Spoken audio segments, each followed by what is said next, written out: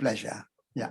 Sir, Dr. Iqbal Akhtar, who's just talking, is, he and the team at FIU have done a remarkable job. Of course, our Samni ji and our team in India, programming team in India, very much, they know the scholars and they brought the scholars together, but the professionalism and the hard work, sort of the presentation coming is the hard work we have from our FIU partners. Yeah, thank you so much, Sapan. Yeah, no, we really appreciate the partnership between JERF and FIU. So we're looking forward to doing many more of these things, particularly the creation of knowledge. So hopefully we'll do a publication out of this conference as well, and then sort of develop other initiatives as well. Yeah. Good morning, Satish. It's Chris Chappell in Hi, Los good morning, Angeles. sir. How are you doing? Hello, Chris. Chris, very nice to see you. Very good to see you. I caught you a few weeks ago also, and I think it was a Tara event. Yes. It's Yes, so great Tara. that we can be together this way. Yes, yes. It's a miracle of technology. Yes, it is. That we can connect. So You're are you looking keeping well? Are you Yes, keeping very well? well. You were planning to come to England. Are you still planning this year, next year? Oh, probably next year. Next year, yes. Yeah, I had a very good sabbatical in India. Yes. I apologize for interrupting, Yes, but you go. we're starting now, if you don't mind. Thank you, Yes. Professor Chappell. Thank you. Thank you. Great to see you. Thank you for coming. All right. So why don't we begin? If that's all right with you all. And we will begin with, I'll introduce Professor Bhansali, and then Professor Bhansali will take over this session. So Professor Shekhar Bhansali is going to be the chair, and he's part of the Jain Education and Research Foundation. The title of this panel is Neurological and Cognitive Theories of Consciousness. Professor Shekhar Bhansali is a member of the Board of Directors of the Jain Education and Research Foundation, JERF. He's director of the Division of Electrical Communications and Cyber Systems of the U.S. National Science Foundation. He is an Alcent Lucent Professor and Distinguished Professor at Florida International University here in Miami in the Department of Electrical and Computer Engineering. At FIU, he joined in 2011 and has served 9 years as department chair and 2 years as interim director of the School of Electrical, Computer, and Enterprise Engineering. So we are very honored to have Professor Bhansali here, and I will turn it over to you for this conference. Thanks, Dr. Akhtar, and thanks again, everyone. It's been a remarkable morning so far. It's just a wonderful experience, and it continues. So I have, this session is structured with a keynote talk, 2 talks, and a panel discussion.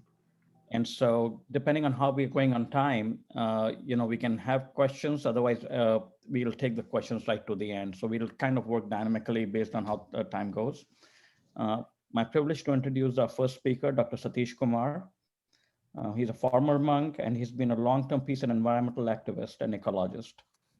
He's editor of emeritus of the Resurgence magazine, and has been its longest serving editor since 1973 till about 2016. He co-founded the Schumacher College in South Devon, where he's also a visiting fellow now. He continues to teach and run workshops on reverential ecology, holistic education, and voluntary simplicity. Dr. Kumar. Thank you.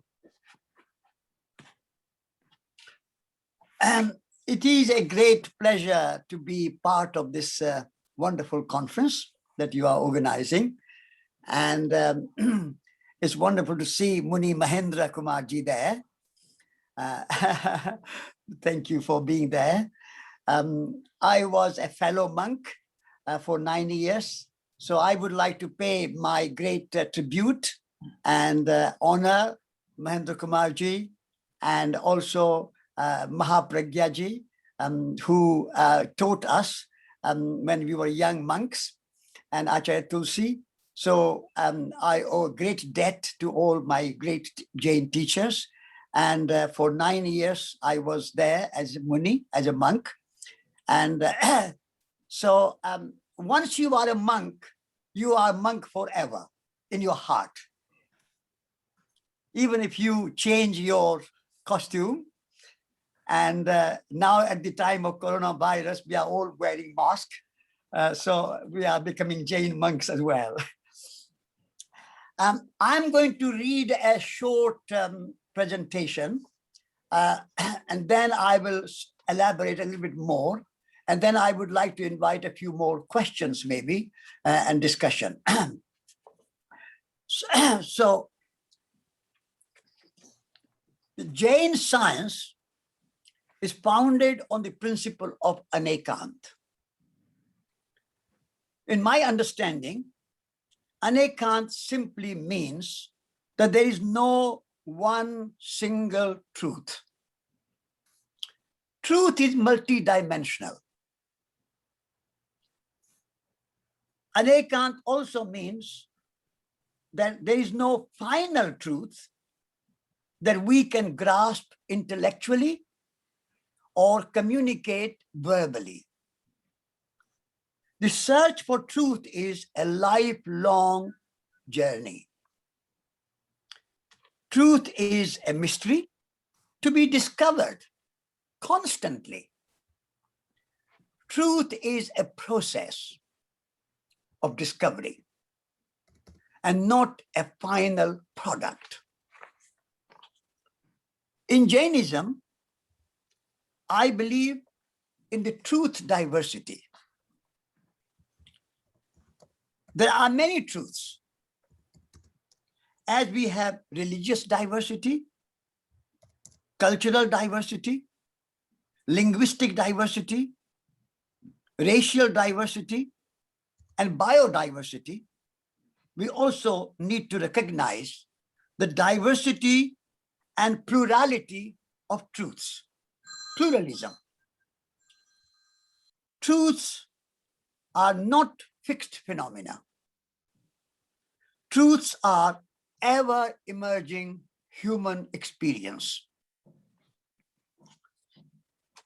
The search for truth is complemented by the practice of nonviolence. Whatever truth we discover, we need to communicate it with respect to other people and their truths. In our pursuit of truth, we must avoid harming anyone, physically, emotionally, or intellectually.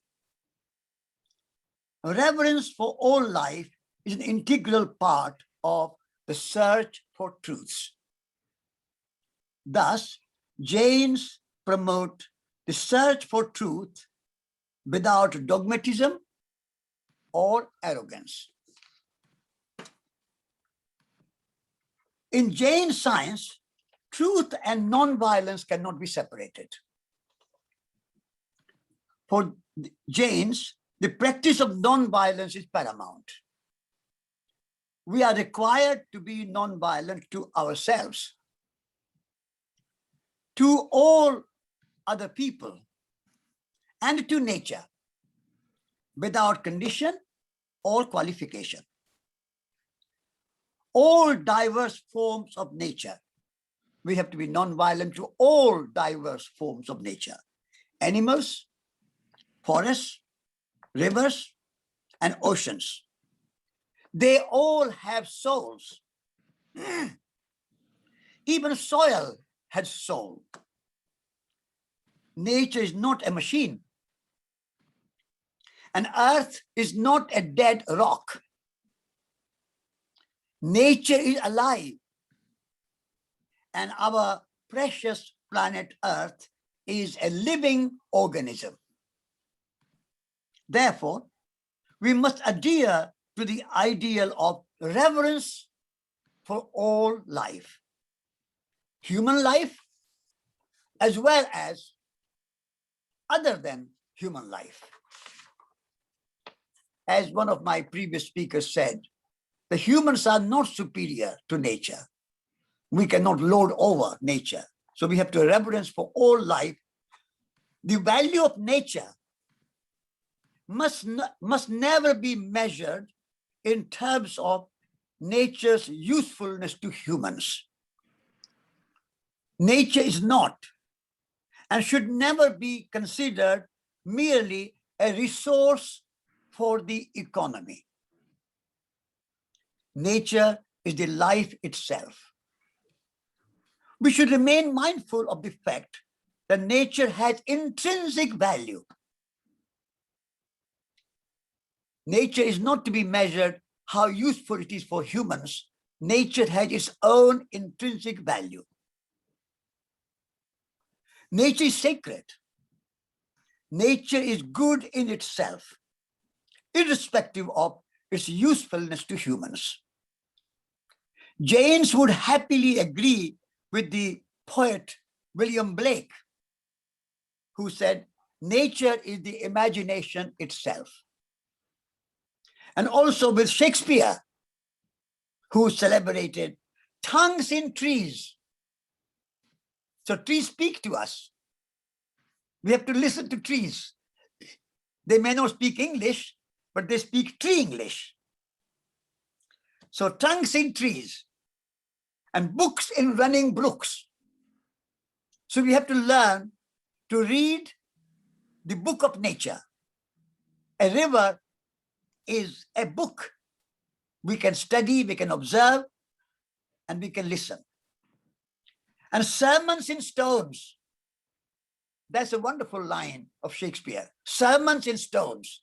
So you don't have to go to priests and monks and teachers in temples and churches and mosques and synagogues. Stones also teach us. Sermons in stones. That's an amazing insight Shakespeare has. And he says, good in everything.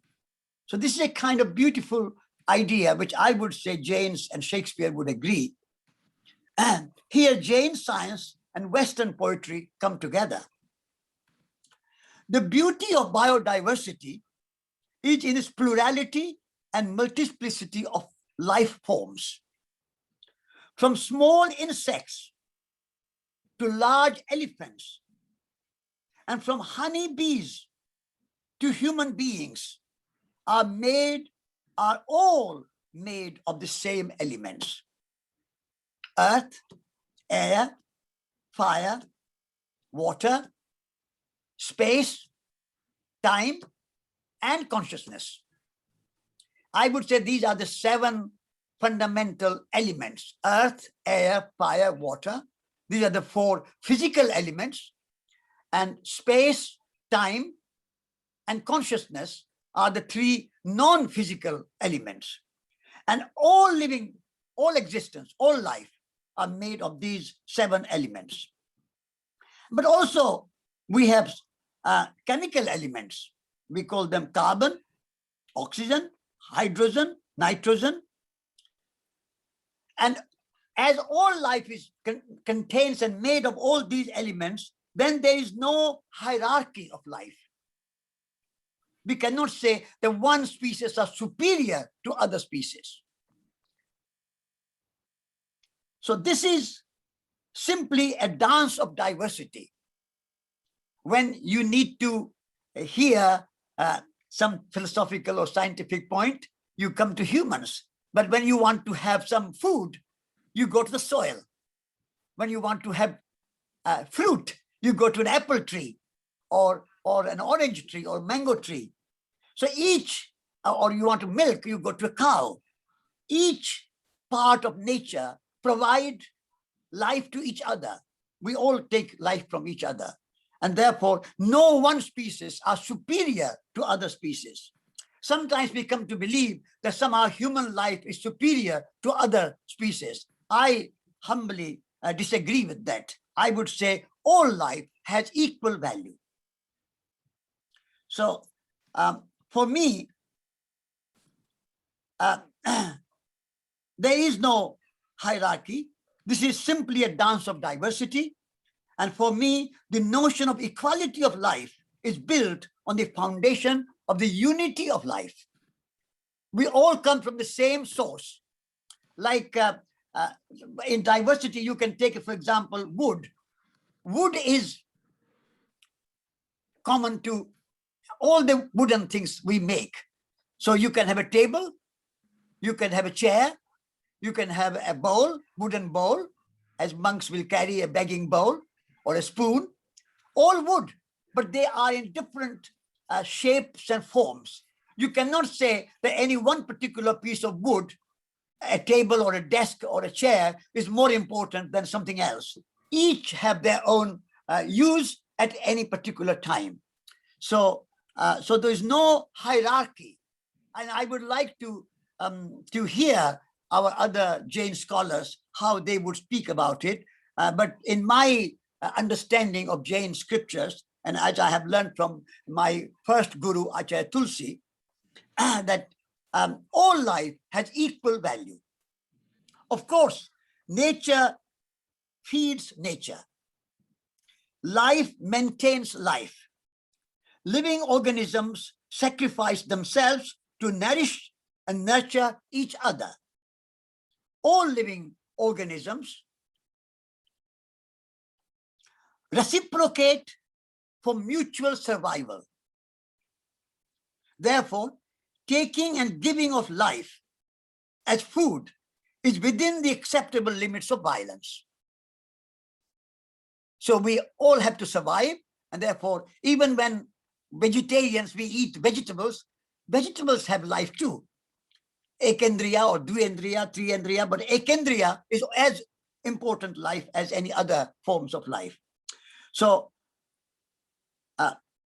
so life gives life, and therefore taking and giving of life as food, as a principle of reciprocity and a mutuality, is within the acceptable limit of violence. However, such violence must remain minimal and only for survival. This is the context in which Jains mostly consume plant-based food. Being a vegetarian or a vegan is an absolute rule. Meat eating and Jainism don't go, they are like chalk and cheese. They don't go together. They never go together. A plant-based diet helps humans to make a smaller footprint on our living planet. Jains are instructed by our sacred scriptures to practice minimalism and engage in the least interference in the workings of nature. Least interference in the workings of nature. We should leave nature alone as much as possible, as much as we can. According to my understanding of Jain philosophy, we are all interrelated. We are all interconnected and interdependent. Yet, all creatures are entitled to live their life in freedom. So there's a kind of amazing paradoxical balance that Jains and I believe, that although we are all interdependent, interconnected, and interrelated, and yet each and every life form is entitled to live in its own freedom. So freedom and relationship go totally together. We have no ownership of nature. Our responsibility is to have a respectful relationship with nature. How can we, I mean, once upon a time, humanity owned other humans, what was called slaves, slavery.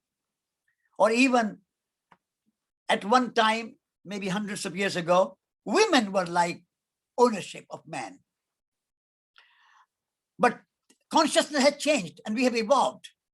In the same way, maybe we will evolve in our consciousness and we will come to a realization that we don't own nature. We don't own the land or the forests or the animals. The ownership could become an outdated concept. We only have relationship and not ownership. This is why the principle of aparigraha in our Jain tradition, aparigraha is as fundamental as ahimsa and as fundamental as anekant. I always say there are 3 A's: Anekant, Ahimsa, and Aparigraha. Aparigraha for me is the most ecological and most environmental and most pertinent principle of our time. So we should try to remember and also emphasize as much as we can, because all our consumerism, materialism, production, consumption, economic growth, profit making, all that is driven by the principle of parigraha, accumulation and ownership of material possessions. So we need to move towards that. So this is why the ecologically inspired Jains are campaigning for the reduction of meat production around the world. The practice of factory farming, the keeping of the huge numbers of animals in cruel confinement contributes to the climate crisis. When you look at the American farming or European farming particularly, and unfortunately the Indian farming is going in the same direction, where thousands and thousands of cows or pigs or chickens are kept in one confined factory, and they never see the light of the day, and they are kept in that condition. And so that is causing climate change. 30% of our carbon emission comes from the farming practice. And our encroachment of more and more land, 30 to 40% of food is wasted, and more land in Brazil and in Indonesia, Malaysia, all the rainforests are being destroyed so that we can grow more soya, more grain. And grain is not necessarily to feed people, but to make profit. So I think our food production from a Jain principle has gone totally haywire, totally in the wrong direction. And therefore, if we want to address the issue of climate change and global climate catastrophe, then I think we need to, not as a kind of preaching Jainism as such, but reminding people that a plant-based diet, a vegetarian diet, is much more conducive to an ecological balance and ecological harmony and ecological integrity of our precious planet Earth. So we Jains are actively involved in the promotion of a plant-based diet for reasons of compassion and non-violence, but at the same time to address the crisis of climate change and mitigate the climate change effect. In Jain science, there is no separation between nature and humans, as I have said already, but we believe in the absolute integrity of life. The etymological meaning of the word nature simply means birth. Nature word comes from, in English, from Latin, natal. And the natal word means birth. So for example, when a woman is pregnant, she would go to a prenatal check, means pre-birth check. And then after the birth, you go for a postnatal check, means post-birth check. So natal, nature, nation is the same word, same root.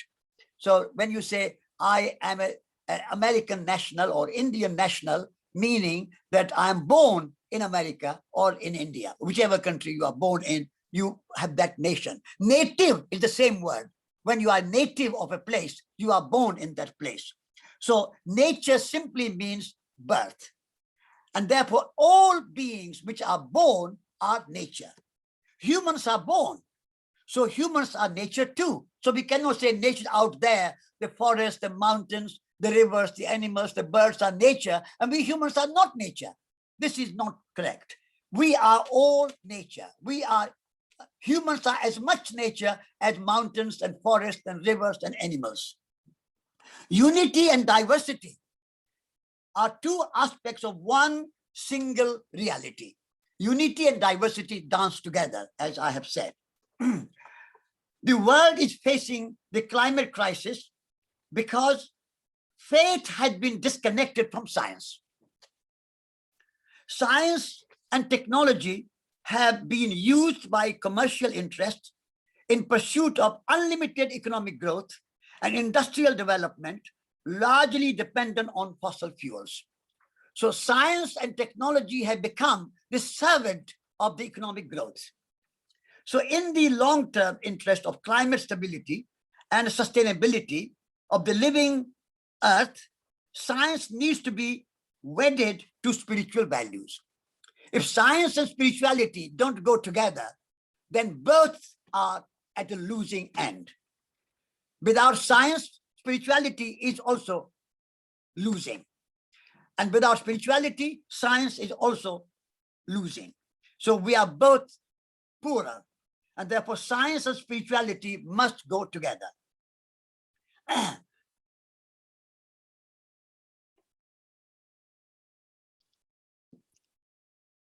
As Albert Einstein, somebody quoted Albert Einstein as relative theory, which is very close to Jain. He also said, Albert Einstein said, science without religion is blind. And religion without science is lame. Science is active. Science can go, can move, can create technology, can change things physically. Science is about measurement. Science is about physical measurement. Spirituality is about values and ethics. And so Albert Einstein says that without science, science and religion always need to act together, because science without religion is blind and religion without science is lame. Scientists need to commit themselves to a future where their scientific research will not be used for harmful purposes. As doctors, when a student leaves the medical university, and before becoming a doctor, he takes a Hippocratic oath. Now, Hippocratic oath is first do no harm. That is the oath of non-violence. First do no harm. So scientists also need to take the same oath, Hippocratic oath, to do no harm. At the moment, science is doing great harm to our planet Earth and destroying and creating climate change and global warming because of many of our scientific, technological, industrial, the way science and technology has been used by commerce and industry is causing climate change.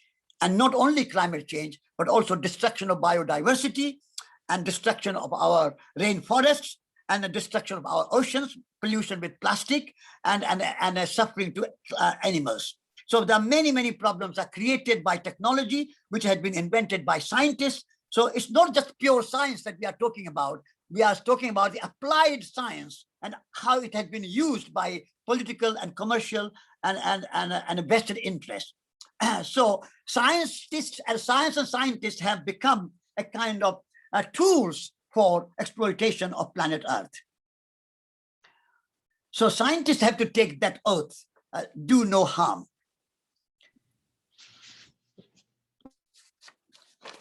And so similarly, I would say not only scientists, but also economists, industrialists, politicians, all of us have to take this oath.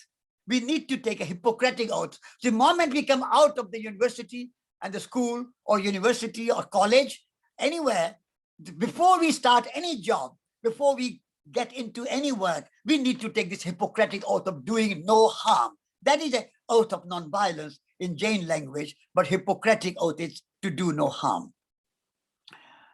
So we need to learn from climate crisis and resolve that in future, we will not engage in activity which may produce other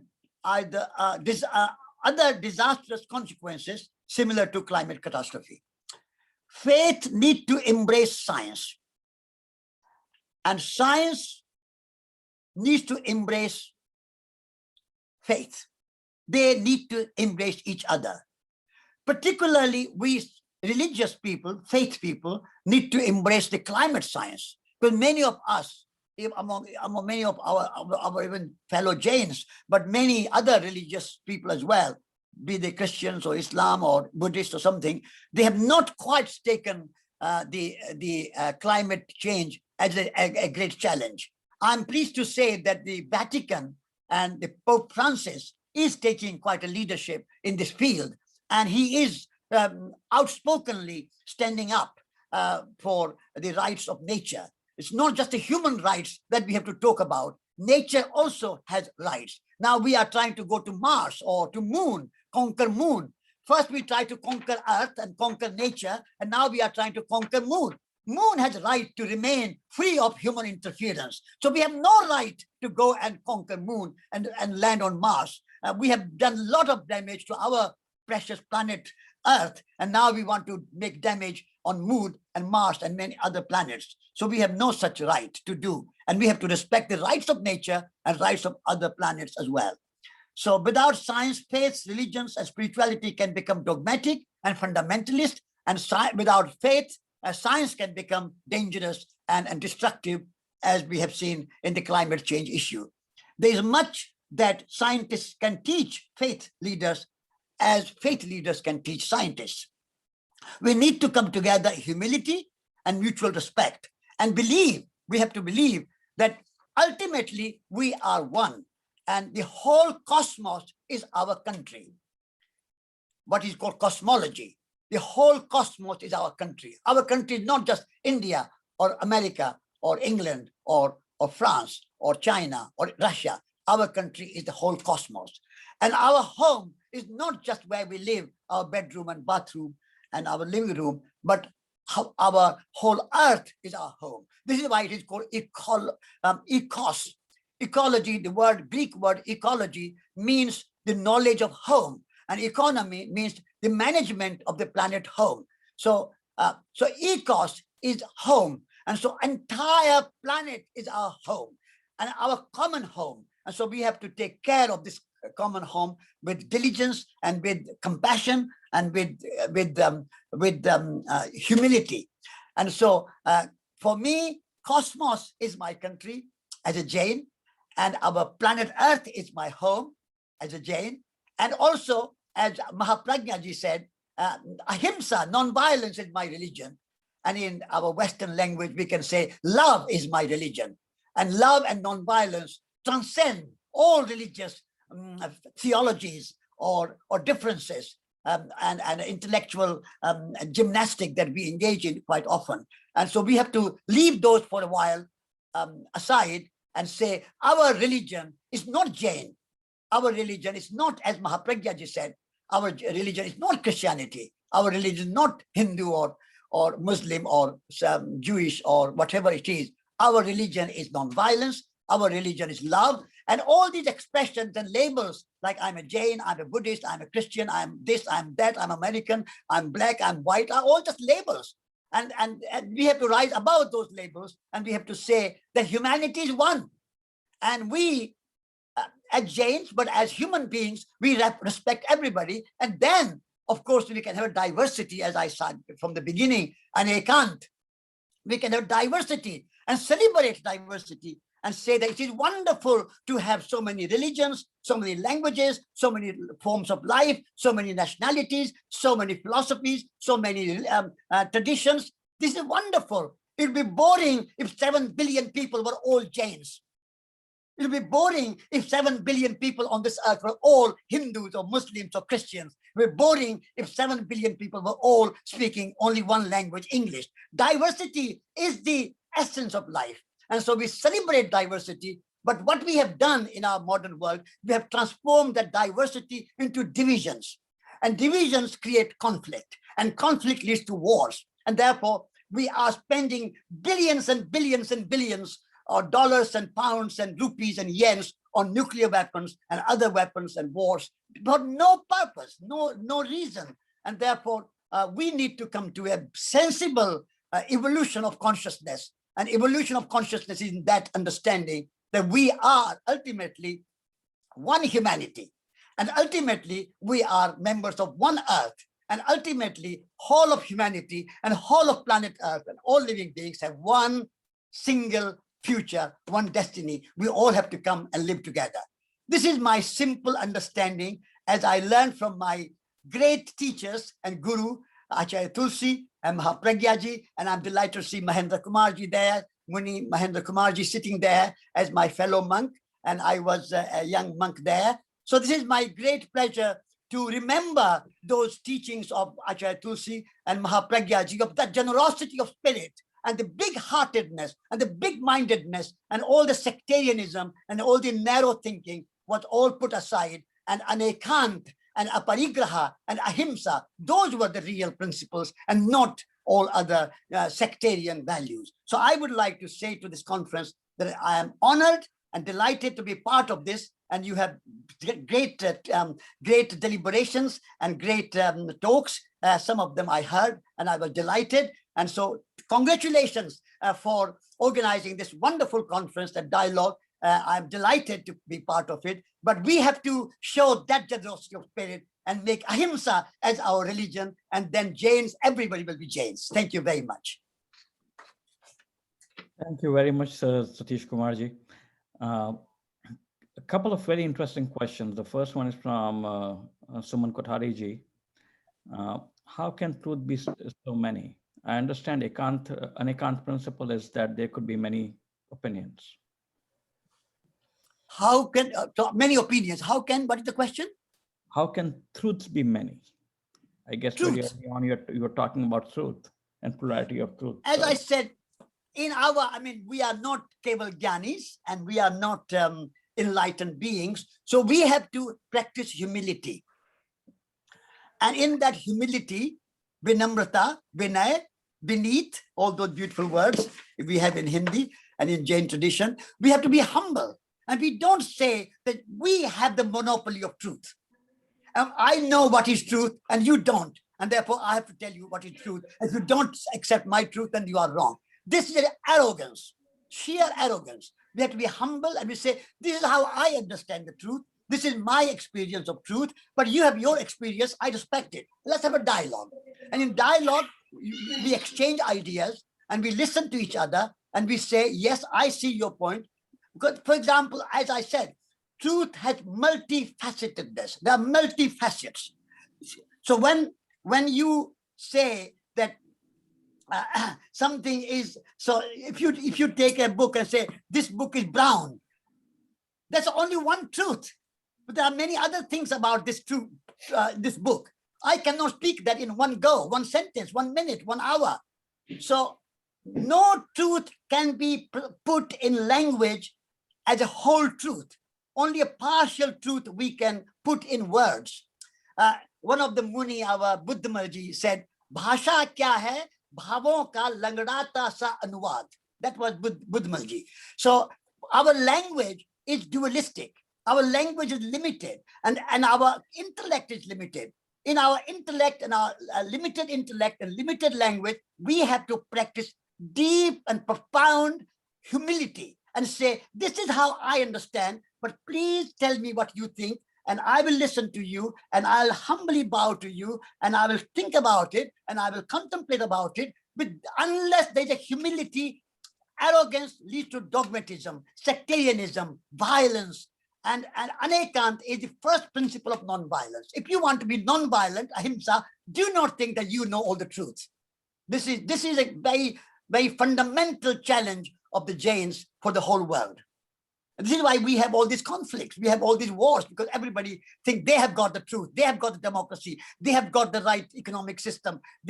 Capitalism is the truth. Communism wrong. Communism is the truth. Capitalism is wrong. And Islam is the truth. Christian is wrong. Hindu is the truth. Muslim is wrong. All that is the arrogance leads to sectarianism, violence, and war and conflicts. So we have to become humble and say, there are many, many truths. And I only see one side of the truth. Thank you. Another question is from Kamal Nawalakhaji from Bombay. And he's asking, does the doctrine of anekant also accept ekant as a simultaneously existing principle? Also, read slowly. Does the doctrine of anekant also accept ekant as a simultaneous principle?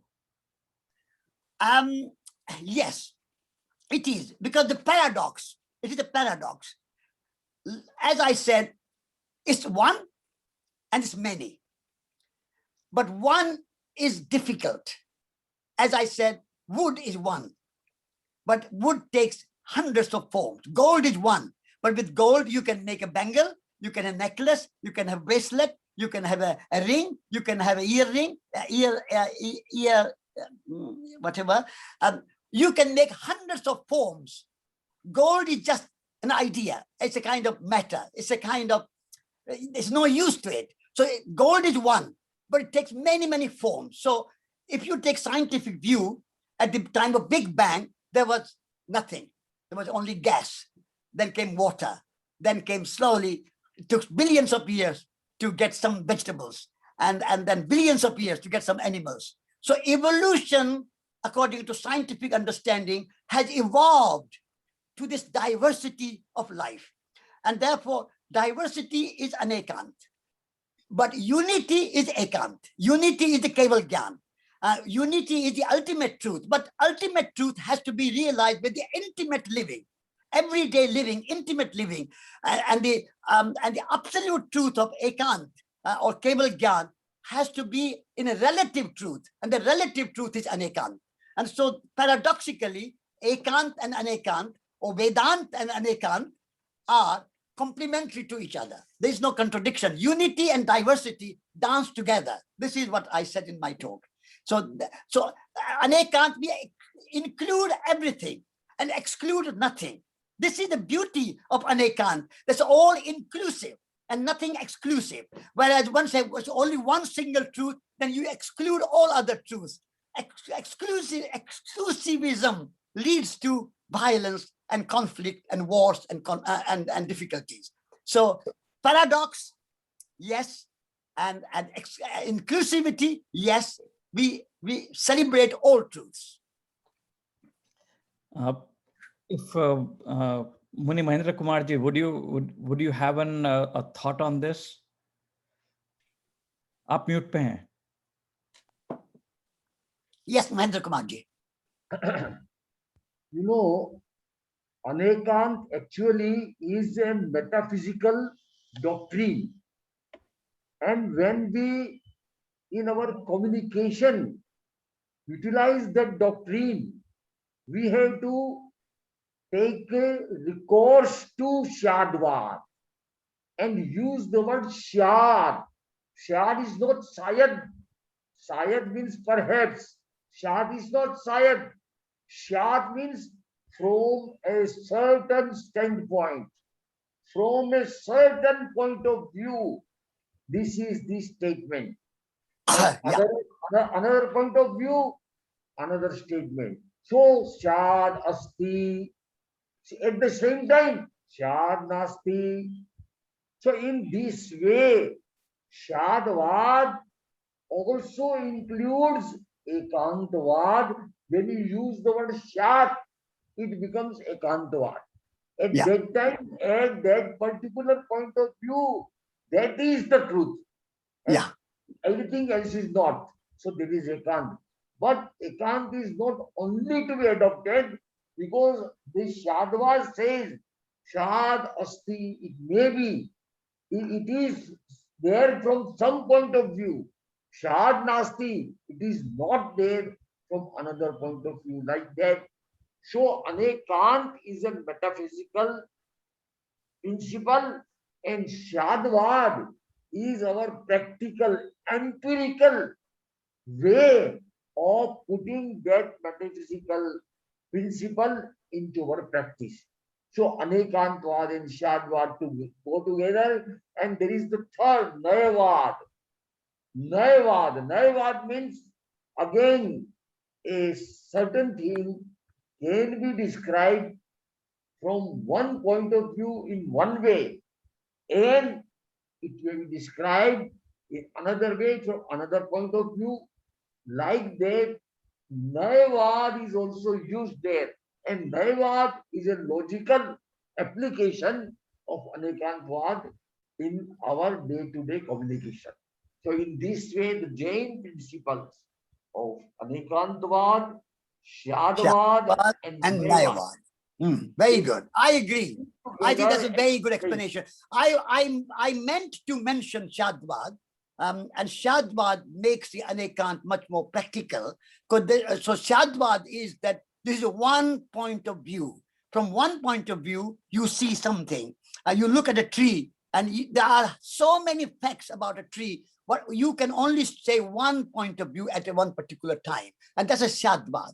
So Shadvad and Naivad, I agree with that, together make a very big picture.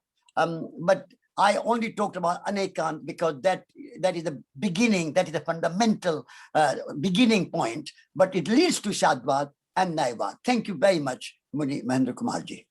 Yeah, next question. This one is from Abhay Jainji.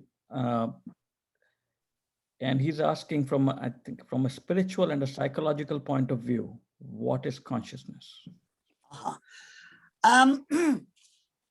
Consciousness is the invisible. Just 1 minute. This is question of Acharya Shri Kanak Nandiji. Okay. Can I speak? Yeah, sure. Yeah. So, consciousness is the ground. Consciousness is the ground of all existence. From a spiritual point of view, like in the space, as a kind of metaphor or a kind of comparison, everything exists in space. A tree, a house, a human being, an animal, a bird, everything exists in space. In the same way, there is something beyond that space in a spiritual point of view, and that is consciousness. And everything exists in consciousness. All our religions, our philosophies, our ideas, our imagination, our poetry, our art, our culture, our everything physical and non-physical, everything exists in consciousness. So consciousness is the background. Consciousness is like you have a painting, and you see the flowers in the painting, or you see a human being on a painting, but where is that painting? What is the background? What is the ground of that painting? It's a canvas, but you don't look at the canvas. You don't think about the canvas. Canvas is only as a kind of there. You look at the painting.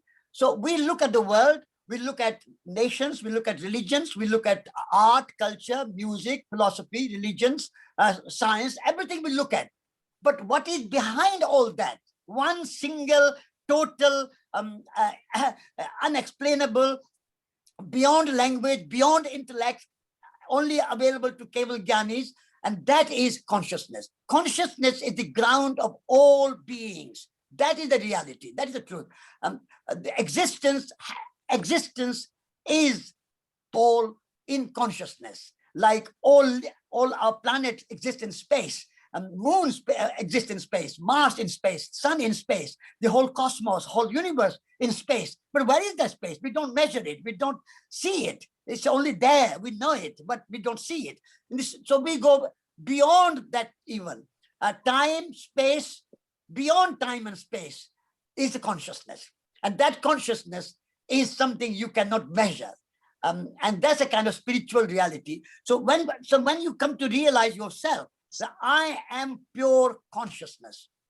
And so everything is happening in me, all my ideas, my thinking, my habits, my beliefs, my practices, they are all there. But beyond all that is pure consciousness, where there's no contamination, no karma, no dharma, no philosophy, no religion, something pure and simple as water is clean and pure, as air is clean and pure. So even beyond water, air, and space is consciousness, which is even more absolute pure situation. That is consciousness. And so we need to realize, and that's, you can say in Hindu language, Brahman, that is a Brahman. That is a kind of totality of the existence. Everything exists in Brahman, in Hindu language. So we can say everything exists in consciousness. And I need to have that pure consciousness realization. And the moment I realize that, then I am able to let go of all my anger, fear,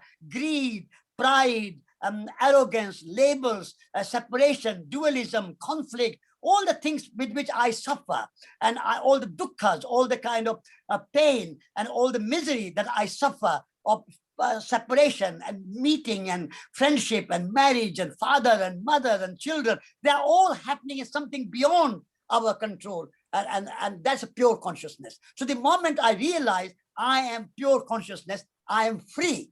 That is Siddha. That is moksha. The moment you realize I am free, you are beyond your body, you're beyond your mind, you're beyond your concept, beyond your intellect, beyond your analysis, beyond everything. Gate, gate, para, it's a heart sutra in Buddhism. Gate, gate, paragate, parasamgate, bodhi swaha. That is the pure consciousness, state of pure consciousness. So if we can reach that, that is the aim of all human endeavors, to reach that state of pure consciousness where we let go of all our bondage and all our attachments, and we just are, and as pure and as beautiful and as comfortable and as happy as ever could be. That is, to me, spiritual understanding of consciousness. So next, Dharam Kumarji, and then Mahendra Muniji. Dharamchandji. Yes. There is one question from Satish Kumarji. He told that there is no final truth. So how can we say that there is no final truth? If it is right, then Bhagwan Mahavir did know this final truth or not? One. I want to say that he has mixed truth and reality, both. Reality is multidimensional, but truth is not multidimensional. Truth is not metaphysical, as told by Muni Mahendra Kumarji. And the other question is, he told that science, that spirituality is losing without science. It can't be said. The spirituality is losing without science. It is not possible, I think, because science deals with materialistic world, and the spirituality deals with the merely consciousness, pure consciousness. So there is difference between the objects of the both branches of knowledge. So there is not losing, I think, spirituality is not losing without science. Okay. So explanation about this too. First of all, I would say yes. Mahavir, Bhagwan Mahavir, I would say yes. He knew the ultimate truth. And what he knew ultimate truth is that there is no ultimate truth. And this is the ultimate truth. And so he knew it. And that's a Keval Gyan. When you rise above all divisions, all conflicts, all separations, all dualities, and you see the kind of pure consciousness. So Bhagwan Mahavir knew, but we are not Bhagwan Mahavir. And this is why Jains have developed the idea of Anekant and Shadvad, where we say that whatever truth there may be one truth, but that you cannot put in words or in your intellectual understanding or in your analysis. Whatever you say is only a point of view that you are saying. And therefore, yes, Mahavir knew the ultimate truth maybe, but we are not Mahavir. We are talking about you and me and ourselves in our real life here. That's an abstract idea, whether Mahavir knew or not knew. I mean, you can say he knew, I can say he knew, but that is also one point of view. And therefore, in my understanding, as I said, gold is one, but there are many, many forms.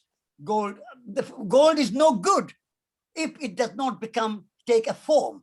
And that form is either a bangle or a ring or a necklace or some sort of form which you can use. So truth is big, one gold, one big truth.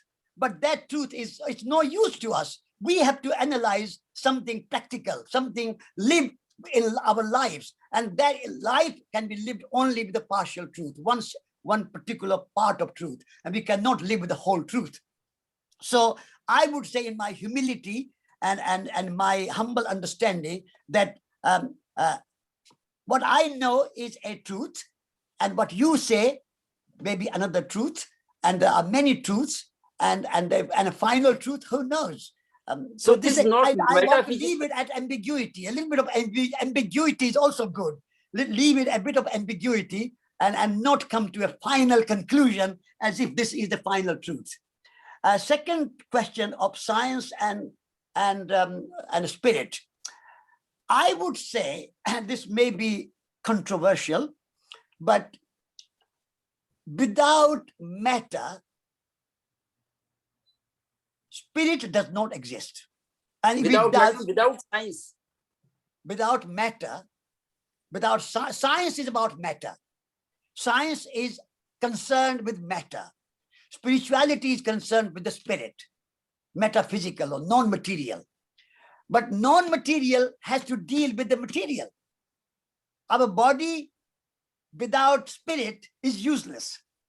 And without body, spirit is also useless.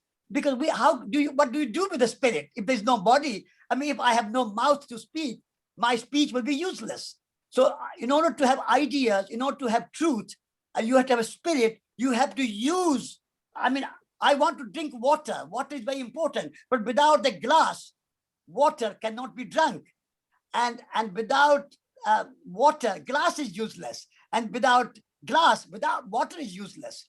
Although we can say water, water, water, but there's not a drop to drink because there's no glass. So you need glass and water together.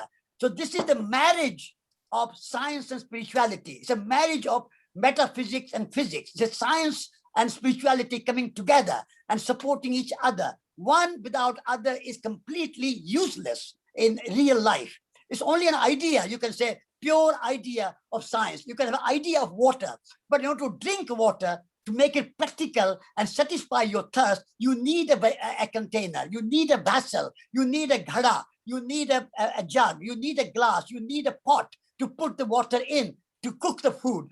Just the idea of water is not going to quench your thirst. So the idea of spirit is not going to do anything to you. So to be practical, you have to say science and spirituality have to come together. Without each other, like metal and spirit have to come together. Without them coming together, they cannot be any use in our daily life. Satish, what I'll do is there are some alternate thoughts too. So I don't see Acharya Kanaknandiji. Are you here, Acharya Kanaknandiji? Can you hear us? Yes. Yes, Acharya Kanaknandiji is here, but he is in Mohan Vrata. So he cannot speak now. All right. So no, this is okay.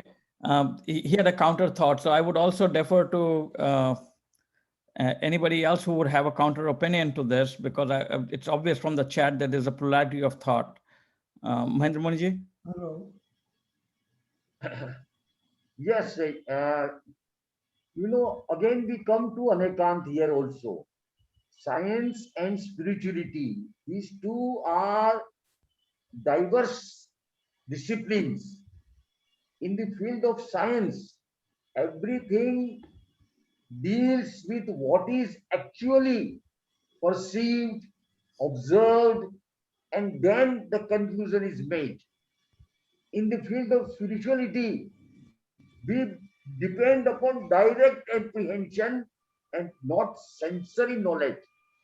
This is the difference in the approach of science and in the approach of philosophy or darshan or spirituality.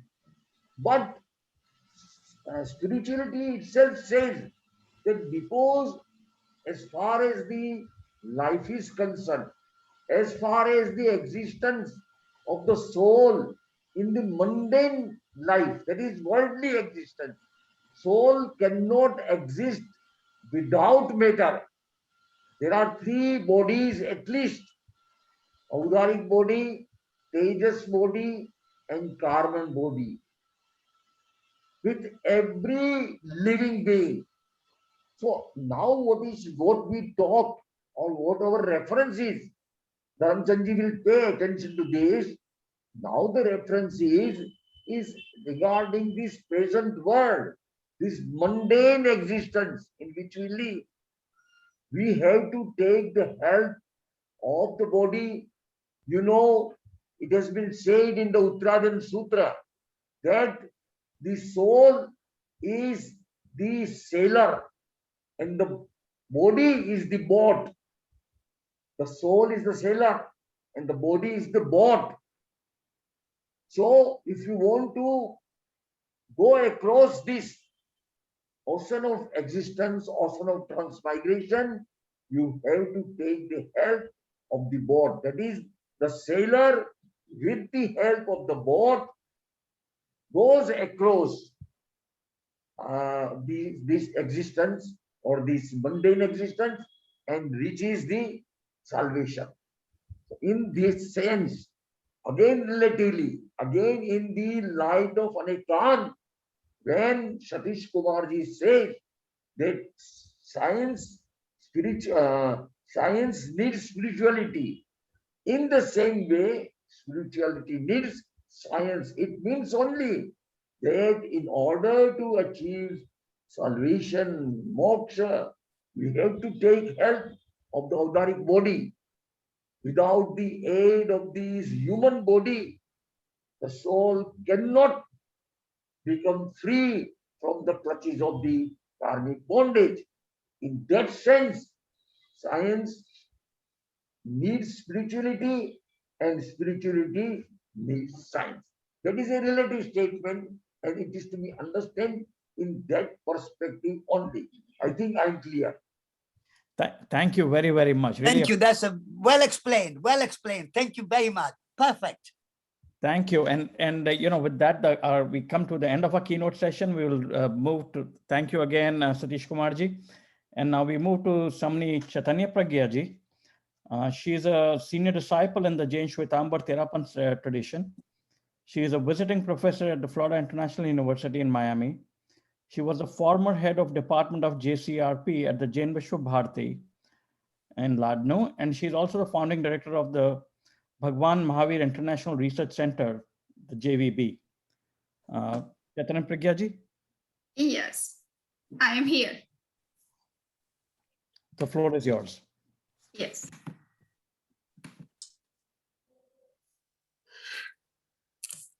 Thanks for your nice introduction. And all the esteemed delegates, speakers, Honorable Munishi Mahendra Kumarji, Honorable Munishi Acharya Shri Kanak Nandiji Maharaj, and all other monks and nuns who are joining or listening to this particular conference. Today's my topic is definition, structure, function, and cognitive theories of consciousness. Before going to particular theories and all these different concepts, I would like to say why we have thought of this particular conference on consciousness. So we would see that many renowned scientists in the world have come to this conclusion that every phenomena in the universe cannot be explained just by physical processes involving matter. And thus there is a need to think beyond matter. This list of scientists, which I have given in the below, includes several Nobel laureates, and we quote a few of them here to strengthen the point. Schrödinger, who is the physics Nobel laureate, 1933, he writes, "Mind has erected the objective outside world of the natural philosopher out of its own stuff." Wenger has said that we are not machines. If man were a machine, then it should be possible to describe him in terms of atoms and molecules. And I don't think that is possible. Wenger also mentions that consciousness is a non-physical entity.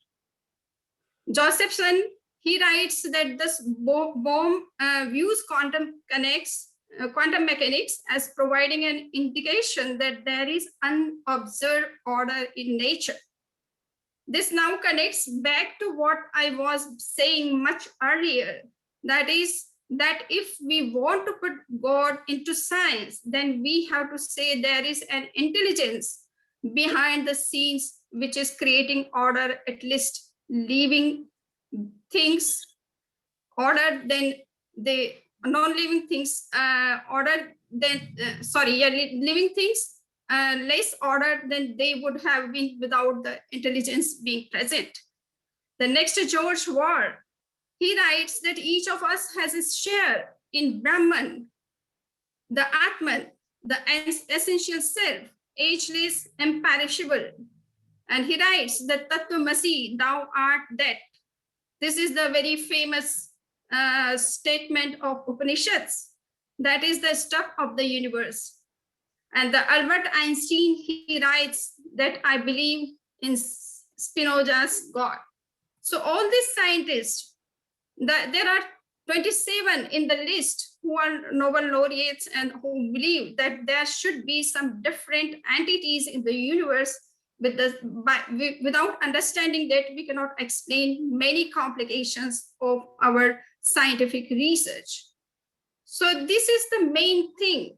This is the main point, thinking this point in the mind. We have planned for this particular conference on consciousness, since Jainism has a lot to say in this particular field. And what Jainism says, we would try to understand in the next slides. So there is a need to synthesize the scientific studies of consciousness with the study of Jainism about the consciousness.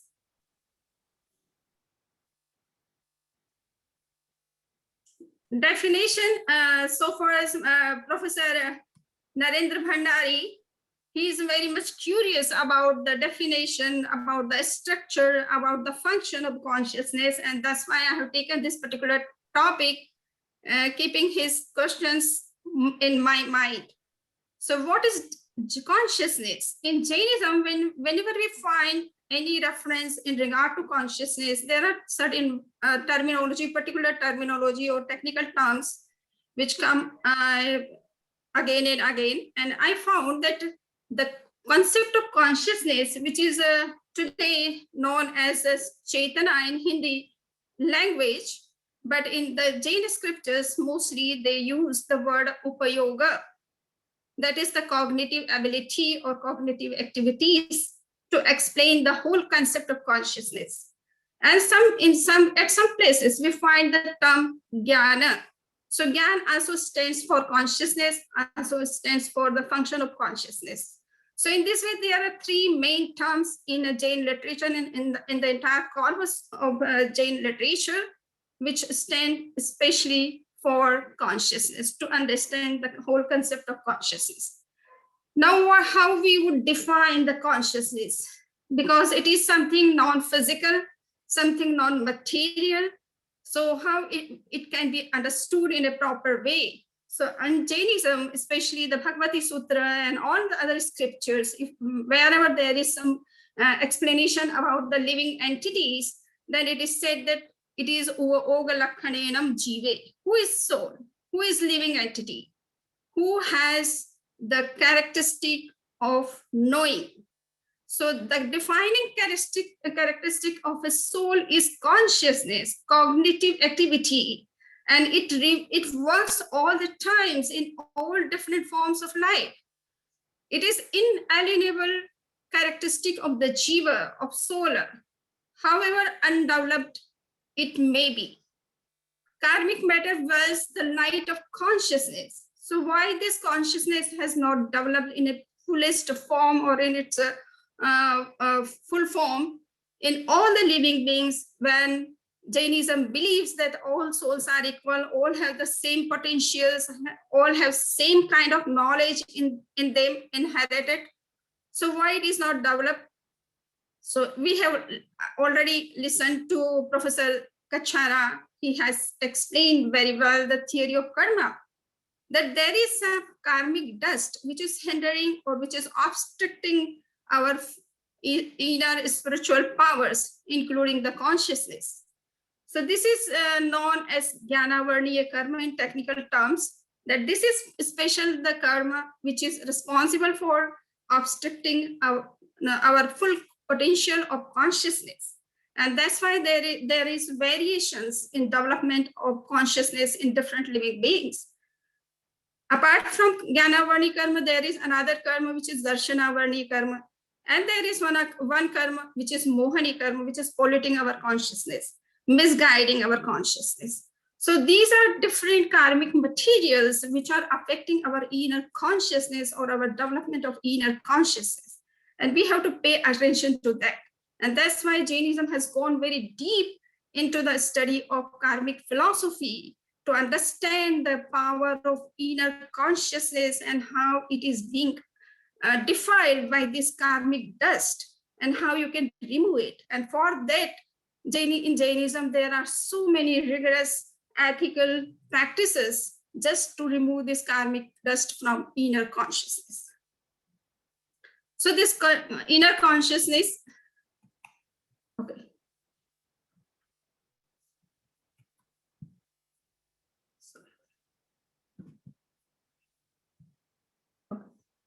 It is just getting stuck. We can hear you. Okay, yeah, you are hearing, but the slides are not moving. That's okay. So now we have got that consciousness has very intimate relation with the soul. In present scientific studies, the scientists are trying to analyze the conscious activities through they are trying to understand all these new knowledge activities or cognitive behavior of living beings through different neurological studies or quantum physics laws. But we have to understand that consciousness is mainly connected with our inner self. It is the main power of our inner self. And that's why Jainism has discussed these theories, theory of consciousness in very different theories, like epistemological theories, logical theories, physiological theories, biological theories, and psychological theories. So Jainism has given very much thought to understand the consciousness at all these different physical levels and also the spiritual levels. And it is said that this knowledge power is not only found in the developed human beings who have brain or mind or understanding or reasoning or logic, but in the smallest living being also there is a certain amount of consciousness is always awakened. In Nandi Sutra it is said, Sabba Jivanam Piyanam Akharasa Anantamo Havonichubhadiyo Havai. Jai Punasovi Avar Jai Tenam Jivo Ajivattam Pavicha. It means the infinite part of infinite energy of consciousness is always awakened, even in the smallest living being, who is microbe or virus or whatever name you can give it. Or in Jainism, it is said Nigot. The smallest living being is not a Nigot. In that Nigot is also infinite part of this infinite power of consciousness is always awakened. And this is why soul and consciousness are said as inseparable phenomena. Consciousness without soul and soul without consciousness are impossible. Due to this inseparable relationship, which is called Tadatmya Sambandh in philosophical term, soul and consciousness are taken sometimes in one sense or as inter-exchangeable terms, as it is found in the particular, in the words of Tirthankar Mahavir in the Acharang. He says, Je aya se vinnaya, je vinnaya se aya, jain vijanati se aya. It means a soul is one who knows and one who knows is soul, through which one knows is soul. In the commentary of Acharang, it is said that through which one knows is consciousness or knowledge. So it means consciousness and soul are intimate. They are not disconnected or two different phenomena. They are one and the same.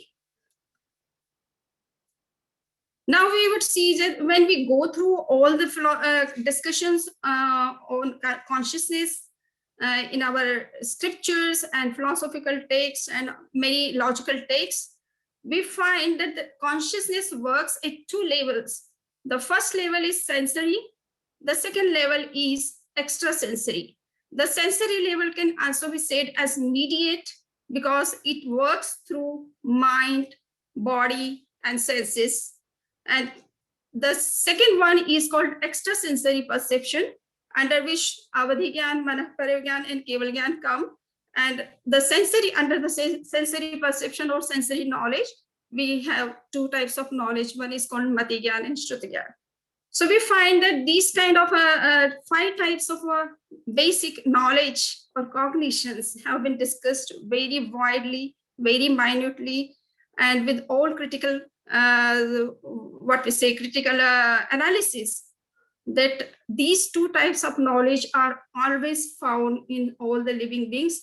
There may be the second extrasensory perception cannot be easily available in the lower level of living beings. They are always found in higher level of living beings, but knowledge, potentially they are having this capacity of knowledge also. So there are so many scriptures and philosophical texts in which we can find this detailed discussion about the consciousness, all these types of knowledges. Now we would see that there are two types of main function of consciousness. One is called perception. The technical term for perception is darshan. And second one is called knowledge. And for this, we find the word jnana. So jnana and darshan, these are two main function or main properties of consciousness. And there are certain theories in Pragyapana Sutra and also in other scriptures. So we find one general, I say it is general theory of cognition. And under this particular theory, the Jain scriptures talk about different types of knowledge and perceptions. So there are two types of knowledge, right knowledge, wrong knowledge, and there is one theory which talks about the perceptions. So we would see that right knowledge means the knowledge which ultimately leads you to liberation or inspire you to grow spiritually or innerly. So that knowledge is recognized as in five types. One is perceptual cognition, which is already I have mentioned as Matigyan. Second is articulate knowledge, that is Shrutagyan. Third is clairvoyance, that comes under extrasensory knowledge. So that is clairvoyance. For that particular term is Avadhigyan, mind reading, Manahaparyogyan, and the last one is omniscience, that is called perfect or pure knowledge.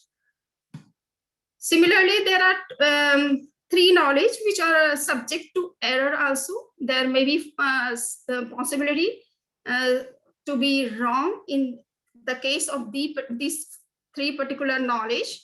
One is perceptual cognition, other one is articulate knowledge, and third one is clairvoyance. So though clairvoyance is a kind of extrasensory perception, but there is also possibility to be wrong due to perverted knowledge, effect of Mohani karma. So these are three perverted knowledge or wrong knowledge or erroneous knowledge. And next is perception.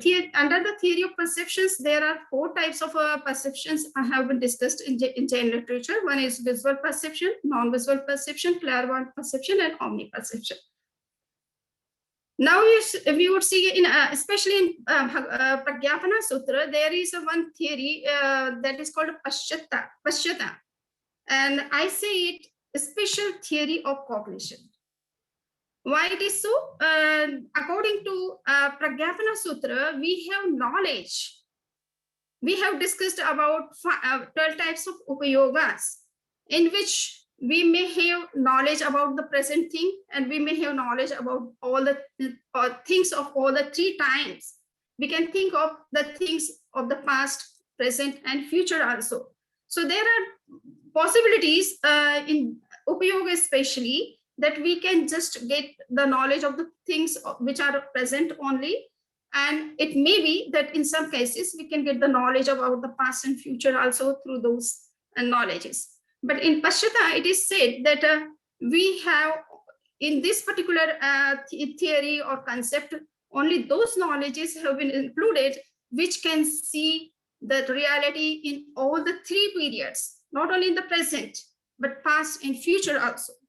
So under this particular theory, Pragyapana Sutra says that it is only articulate knowledge, clairvoyance, and mind reading, and omniscience. These four knowledge can be considered under this particular Pashyata theory, but not perceptual cognition, because mostly the perceptual cognition is confined to the present reality and not about the past and future, though there is possibility, but it is not sure. Similarly, in this Pashyata theory, it is said that the articulate knowledge and clairvoyance, these two perverted knowledge can also be considered, because they are able to see the reality in the past, present, and future in all the three periods. Similarly, perception, visual perception, clairvoyant, and omniperception. these perceptions have been accepted in this particular theory, keeping this in the mind that visual perception is more clearer than non-visual perception. So there are two conditions for being pashyata, being the knowledge under this pashyata concept, that the knowledge should be capable to know the reality, not only in the past, the present, but in the past and future also. And it must be more clear, more distinct than what is discussed under the theory of Upayoga. So this is a very new concept for me also. I have read first time when I have started reading the Pragyapna Sutra, that they have discussed that Pashyata is somehow different in that sense. Now we would see that there are certain habits, or we can say instinctive knowledge, which is found in all the living beings. And there, according to Jainism, there are 10 types of such instincts which are found in all living beings. Number may be less or all the 10, but we have found these type of 10 instinctive knowledge in all the living beings, especially in the worldly living beings. One is ahar sangya, that is called, technically it is known as sangya. So sangya means something desire, some kind of desire, and at the same time you have the knowledge of that desire, what kind of thing you are desiring, how you can get it.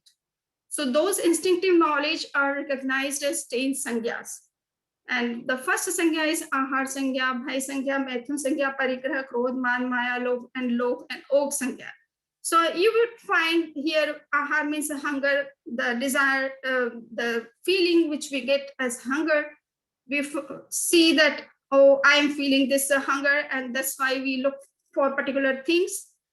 We are not taught that what we have to eat or what we have not to eat, but from our own inner understanding, we look for the things which are suitable for our body. So that kind of knowledge comes automatic through particular this sangya. Similarly, we have the sense of fear, sex, anger, ego, deceit, greed. These are the all different types of emotions which emerge in us. And in that state, we automatically take action, whatever is appropriate in that condition, and we think it is appropriate. It may be appropriate, it may not be. In the last two sangyas, I want to say something about it, that is Loka Sangya and Oga Sangya. And we find that these are two sangyas which are related especially to the consciousness. I have finished the time. Okay. So within 2 minutes, I want to finish it. So there are so many things I cannot cover all in one lecture. There are so many perceptual cognition. There are so many varieties and so many different types of perceptual cognitions, and they have been discussed very intensively or very deeply or minutely. And our Dr. Ashok Jain and what we say Jaipat Singh ji and Dev Kumar, he has touched very efficiently and in the light of science. I'm not going into detail. And just we have to see that in Jain scriptures, it is said that the senses have so much power to know. And it is said that eyes can see the things from 1 lakh yojan distance. The ears can listen to the words which are coming from 12 yojan distance. And nose can smell the things which is coming from very 9 yojan distance. Or it can also smell the things which are coming sometimes 400 and 500 yojans distance. So these type of discussions have been shown in the scriptures, that how much capability we have to know, even if we are knowing things at sensory level. There is articulate knowledge. There are 10 types of articulate knowledge. I'm not, since I have not so much time, just we have say clairvoyance. Clairvoyance is a extrasensory perception, and it is also obtained through, sometimes through genesis. Just we have taken birth in particular place, and that's why this knowledge appears in us. in us, and it can also appear by undergoing some spiritual hard practices. It may be penance, it may be austerities, it may be ethical values which we follow. And due to that, if we get purity, this kind of knowledge emerges in us. So there are so many types of clairvoyance which can emerge, and they emerge from very different parts of our body sometimes. Sometimes from front part, sometimes from big part, sometimes from whole body. So this kind of clairvoyance also is there. And it has also very different categories, how much you can know. And for that, there is rigorous discussion in Shatkhandagam especially. You will find all these details from there. Mind reading knowledge is especially meant for reading the mind of others. And you can, if you have this capacity or this type of knowledge, you can know what others are thinking about anything. So that kind of knowledge, and this kind of knowledge is also discussed in some other traditions. So now the last one is the Keval Gyan, which is called like omniscience, and it is also of two types, Bhavastha Keval Gyan and Siddha Keval Gyan. So Bhavastha Keval Gyan means if you are in human body, you are conscious. Okay. Try to keep it on time, so your concluding thoughts, please. Okay, so human consciousness can evolve to the fullest state, and that is the Keval Gyan. So that can be achieved by rigorous practice of spirituality, and that can be done. And after liberation, this knowledge also remains in the soul. So, and these are very important concepts. If from philosophical point of view, I'm not going into detail. I'm finishing my talk here. And there are a lot of things which I could not cover in the short time. Thank you very much. Yes. Thank you very much.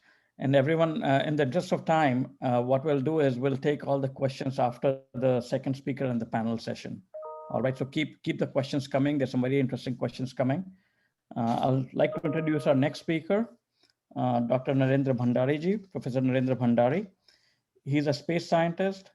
He's also on the NASA team for the gamma ray analysis of the OSIRIS-REx sample.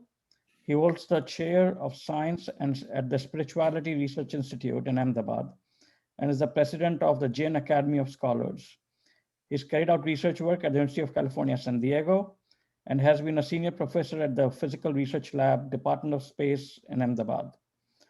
He was a chair of Geocosmophysics Division there. He started and chaired the ISRO Planetary Sessions and Exploration Program and made pioneering contributions to the India's first mission on Moon, the Chandrayaan-1, and was also responsible for conceiving and defining its science objectives. He is very widely published. Dr. Bhandari, the floor is yours. Thank you, Chairman. As we have heard, Anekantwad is synonymous with the Jainism. I think there were very useful discussion in the first session, as well as it was covered by the learned speaker Satish Kumarji, and we had the benefit of comments by Munishi Mahendra Kumarji. So my job has become easier here, but I would like to present, since Anekantwad means different points of view, I may as well present another point of view about Anekantwad, because this is very vital. Now, what I think is that the most important thing in life is to see what is real and what appears as real but is not real. So we have to distinguish between real and what is apparent. And that is where Anekantwad comes into play. And I'll discuss mostly, because other aspects have been covered, I'll discuss it in context of quantum physics. Now, this Anekantwad is, of course, as you have heard already, it is one of the most beautiful gifts of Jain thought to the world philosophy. But the beauty of it is it is not disprovable. This is the only law which you cannot disprove.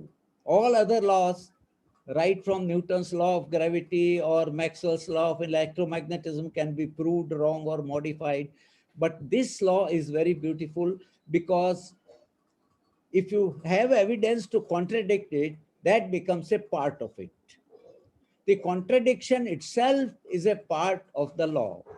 Now, an Ekantavad, as you have heard, is a multiple manifestation, and it consists of 4 parts actually. It's an umbrella term used for 4 parts. An Ekantavad, Syadvad has been mentioned also, perspectivism or Naivvad, and the 7 modes of existence.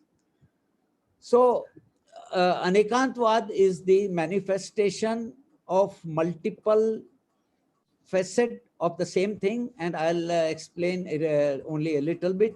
But Syadvad has not much been covered, and it is different from an Ekantavad, but it is not doubtability, confusion, or uncertainty, as Munishi just pointed out.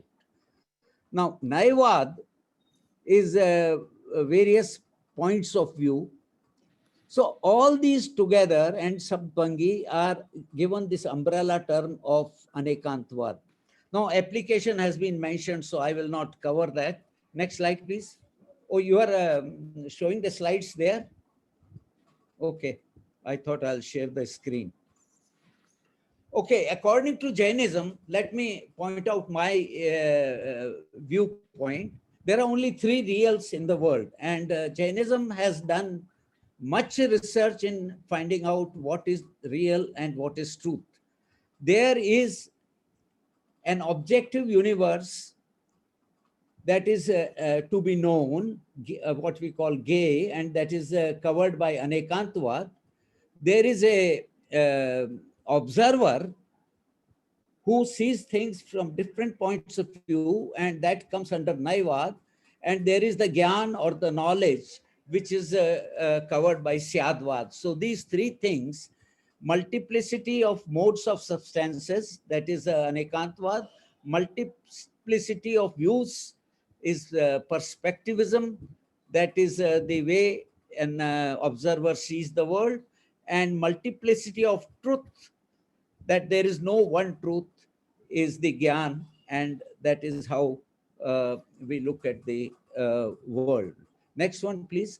There is another concept which I have to introduce, but and that is Anekantvad cannot be stretched. I think we should remember while applying it that it cannot be stretched to include falsehood. You can't say somebody tells you something which is wrong, that, okay, let us accept it because of Anekantvad. That is not true. If a wall is black or white, there is only one truth. You can't say that this is his opinion and let us accept it. So you cannot stretch Anekantvad to cover falsehood. The second point is it cannot be applied to coarse things.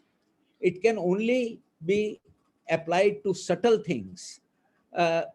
Coarse things follow determinism, and fine things follow Anekantvad. So it is actually the last resort, not the first resort in any dispute or any argument. Next slide, please. Now, there is another concept which we must understand before we come to these various doctrines. Science, unfortunately, we have confronted in this discussion what I heard, science with spirituality. That is not the correct approach. It should be science and spirituality, as some learned speakers point out, but there is a basic difference. Science is divided into 2 parts, unknown and known. As more and more we study, the unknown is converted into known, and they hope that one day everything will be known. But that is not true with Jain philosophy.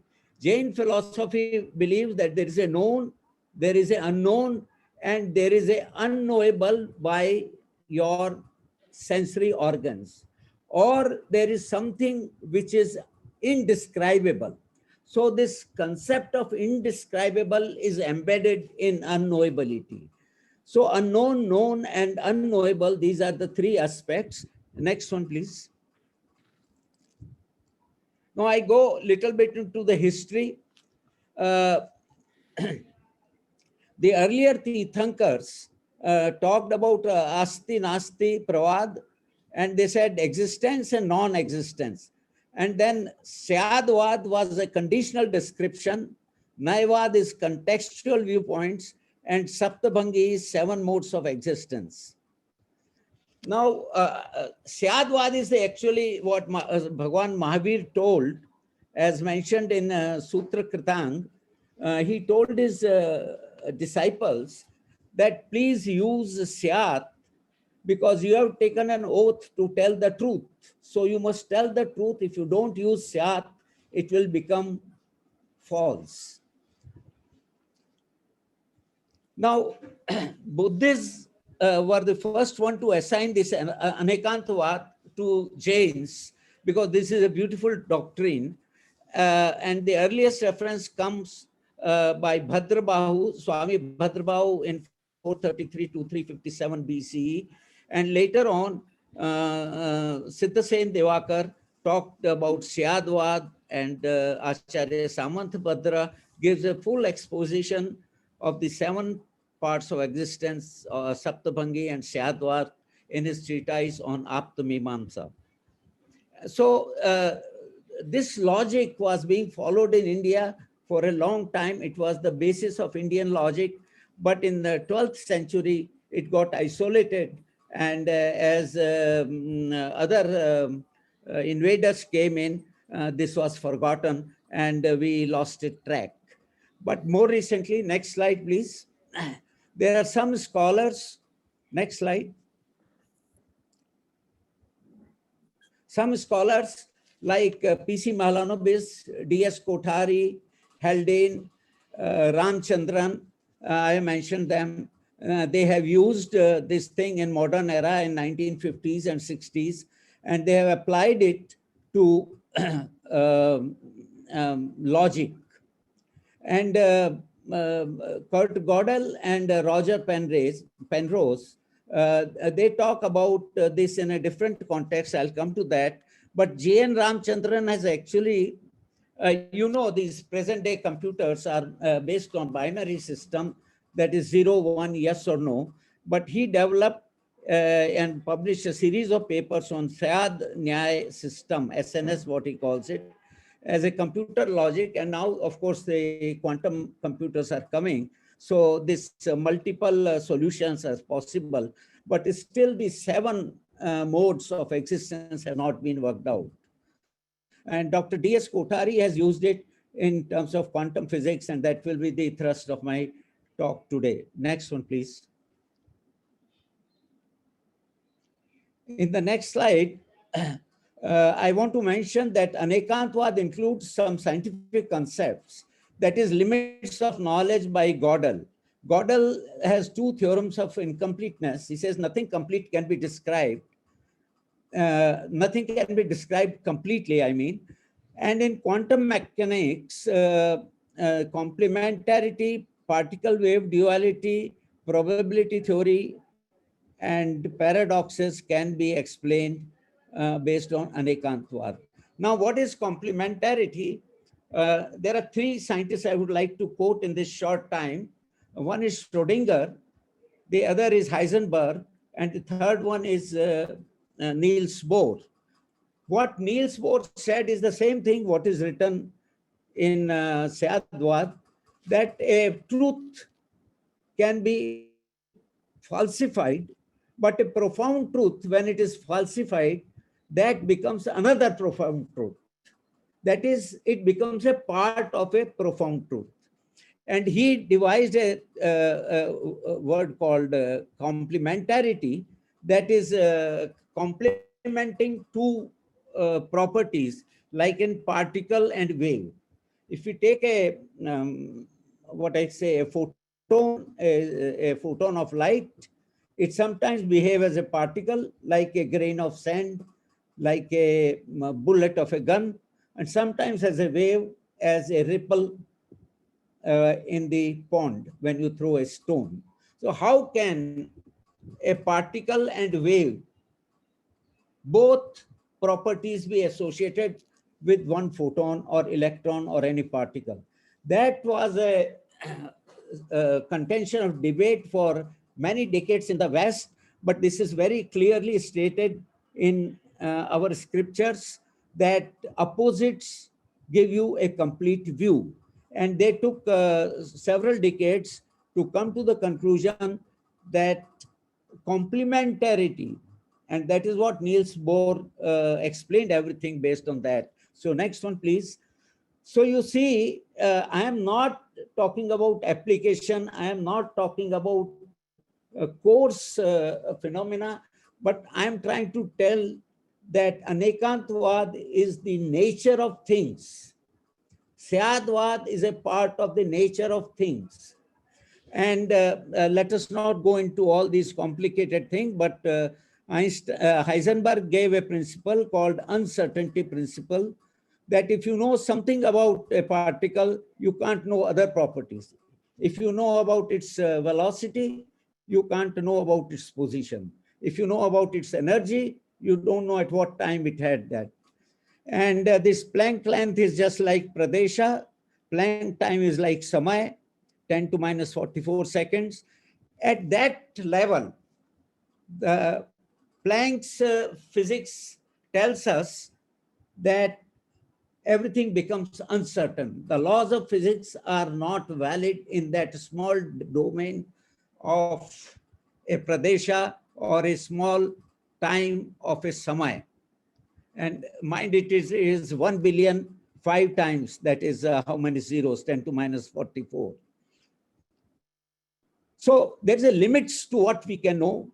And this limit also come from another point of view, that is how much universe we can see. We cannot see the whole universe. You can only see the universe from where the light comes to you, and that is about 46.5 billion light years. Beyond that, what lies, we cannot see. And brain is another funny object. As we study, the brain gets updated. So it is not a perfect thing that what you learn from brain is completely true. What you learn from brain again feeds back to the brain, and brain becomes more perfect and can learn better things. So this you cannot, these give us the limit of what I say, knowledge we can get from sensory organs or the brain. Next one, please. Next one. So you see, next one, please. Next slide. There is a limit to what we can know. And I can only quote Acharya Amrit Chandra, who has very beautifully defined Anekantvad. Any real object in the world is existent and non-existent, one and many. This question was asked whether it is Ekantvad or Anekantvad. So he answers it. Eternal or non-eternal, describable and indescribable, neither this nor that, but both, this as well as that. In terms of what? In terms of its swabhav, its nature, in terms of time, in terms of space, and in terms of material. That is what it is made of. That is how Acharya Amrit Chandra has defined this Anekantvad, and I think it is very beautiful. Now, Munishi Mahendra Kumarji explained to me this because I had some difficulty in understanding. He said everything X in the universe, whether it is living or non-living, is made of two things. E is the essence, which is permanent, and M is the mode, which is changing all the time. Now, X is equal to E plus M, which is a function of time, and mode is changing. The Vedantists believe that everything is essence, never changing, and the Buddhists believe that everything is changing, kshanik, transient. Now, this is can be defined as multifoldedness, multifacetedness, multi-layered, non-absolutism, relativism, etc., etc., pluralism, and in physics we call it complementarity. So you see, it goes to the basic nature of things. And next one, please. The beauty about Anekantvad is that one who understands some Anekantvad, it is written in Samaysar, has the right to go to moksha. So you can't, it is very important. I mean, you can't go to moksha unless you understand and practice Anekantvad. Now, this is a slide to show particle wave duality. There is a spot, there's a hole in a church glass, and sunlight comes in and makes a spot. So they saw one spot when there was one hole. After some time, there was another hole made by weathering, and then this spot disappeared. Actually, they were expecting two spots, but instead a waveform came, increase in intensity and decrease in intensity like that. And the beauty about quantum mechanics is that that particle does not exist till it is observed. Unless you observe an electron, it does not really exist there. But, and it will exist if you want to have an experiment to test it as an electron, as a particle, it will exist as particle. If you make an instrument for wave, it will exist as wave. So this is the beauty of particle physics, of particle wave duality, and that is what they mean by saying that there are multiple truths. Next one, please. So I quoted Heisenberg, Schrodinger, and Niels Bohr. They are the all helped in building the quantum mechanics in the last century. But we can look at Anekantvad in another way. And the way is that as we go down from a coarse object, like let's say a table, it has only few properties. It has a shape and matter and color and so on. But if you go down to electron level, it will have charge, it will have magnetism, it will have quantum numbers, it will have wave nature, it will have spin, it will have parity. You go to quarks, it will have color, and so on. So new properties emerge as we go down to subtle and more subtle particle stages. So that is Anekantvad. New modes will appear as you go to finer and finer particles. And this is, I'm talking physics only. Next, please. So complementarity is same as Anekantvad, what Niels Bohr said, and he of course didn't know about Anekantvad. So he showed it by the Chinese yin and yang, a black and white fish with black eye and black fish with white eye, that everything has two aspects. But Anekantvad goes much beyond it. It says multiple aspects. Next one, please. Next slide. Now we come to more fundamental thing. The Syadvad is more fundamental in some ways. And again, I come to Acharya Amrit Chandra, who says that the law which denies other laws, and that is infallible law, उसे स्यात कहा गया है, जो सदा नियम का निषेध करता है और निपात रूप से सिद्ध है. निपात मीन्स अनफॉलेबल, उसे स्यात कहा गया, वह वस्तु का सापेक्ष सिद्ध करता है. So the only statement one can make with certainty is that no proposition can be made with certainty. This was, I think, told also in a similar way by Satish Kumarji. And Niels Bohr put it, as I told, that opposite of a true statement is a false statement, but opposite of a profound truth is usually another profound truth. So it doesn't mean ambiguity, confusion, or uncertainty, but that is how the nature is. Next one, please. So let us try to understand and distinguish Anekantvad, Syadvad, and Naivad. So no proposition is absolute or complete truth. There is no one truth. No proposition is complete. truth, because deeper one goes, more revelation will be there. And nature exists as multiple layers, what Bohm said as implicate order. He was also a proponent of quantum mechanics. And we come to the property indescribable, avyaktavya. It cannot be described. That is a Jain concept which is very much in use nowadays. So no proposition is absolute or completely false.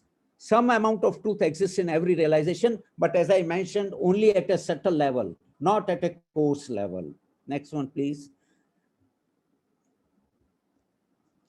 Now I come to the Naivad, and this, of course, everybody is familiar with, the elephant and the 6 blind men. And I just written in a poetic form here that 6 stubborn Indian men, not able to see, feeling an elephant wherever they can, formed an opinion unyielding and strong. Each was partly in the right, but alas, all were in the wrong. So any partial view, next slide. Any partial view will be incomplete and wrong. Incomplete and it will not describe. Now take a simple thing. There's the painting by M.C. Aisher. It's called Fishes and Birds. But whether it is fishes or birds or both or neither or going to the left or right, and it cannot be described. This is indescribability. When a Buddhist monk was asked to explain this concept, what he did is he put mirrors. Yes, I'll just close it. He just put mirrors all around in a room at floor and top and sides and windows everywhere, mirrors, and put Buddha as embodiment of truth. And as you enter, you see different faces. They are incomplete. They are, some shows back, some shows top, some shows bottom. So can I come to the last slide, please? Go to the next slide. Please, next slide. I wish I could do that. I would have saved. I think Dr. Kothari explained it in quantum mechanics, and he got these 7 solutions by keeping an electron in a box with a partition. And he said either it can be here, or neither here nor here, or both places, and so on. So this agrees with Saptabhangi. Next one, please. So as we go to particle physics, next one. Please go to 2 or 3 slides so that we come to the final slide. So it can also explain lots of paradoxes. These are Greek paradoxes. In India, we didn't have paradoxes because, yes, stop here. Because the Greeks didn't know anekantvad and neither they knew indescribability. So if a man says that I always tell a lie, you can't say whether this is correct or false. So I'll end up by showing this painting by Manjunata. The legend has it that Mahavir Swami, when he got enlightenment, he had a few dreams, and one of the dreams was this kind of a strange bird with the 7 colored feathers. And this is what Manjunata has painted. And this describes what 7 modes of existence are of anything is there. And such birds, of course, do not occur in nature, but this is how nature is. So in the end, I'll say, even if you do not agree with me in view of Anekantvad, you have to say, I'm right. Thank you very much. Thank you very, very much, Narendraji. What we'll do is to not lose the chain of thought, probably have a couple of questions that are really nice questions that have come from the audience, and then we'll move to our panel discussion. The first one is for you, Shamniji. Please expand. This is from Ravi Sharma. Please expand on the consciousness in the non-living matter. Okay. Okay, so as I have said that living beings, though according to Jainism, there is the non-living things or elements, they are devoid of consciousness. But if some common people understand earth, water, fire, air, and vegetables as non-living entities, then we would say that they are also having one sense, and that is touch. And they have at least minimum what we say degree of consciousness which is awakened in them also. And I have mentioned that not only this water, fire, air, etc., they also come under the gross living beings or rather, but there are certain living beings also in all the five forms, water, fire, and air, etc., which are spread throughout the universe. They are found in the form of microbes, or you can say virus or like that, in a very subtle form, which are invisible. They are also having the consciousness. And the smallest living being, which is known as Nigor, it has also consciousness. So commonly people think these things non-living, and if you are asking in the context of all these entities, then I would say that they have also consciousness and that they have the one sense, that is touch. Through touch, they know. And according to Jain scriptures, these one-sensed beings have minimum two knowledge. One is Mati Agyan and second is Shut Agyan. The one-sensed living beings have two knowledge.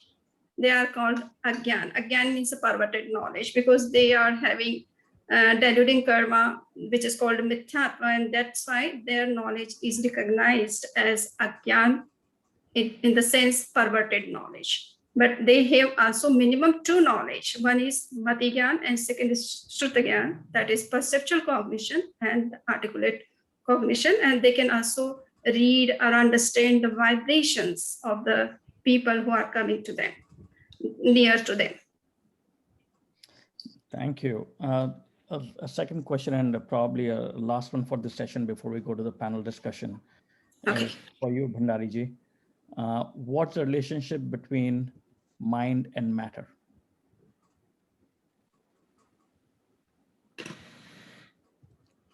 Professor Bhandari? Mind is made of matter.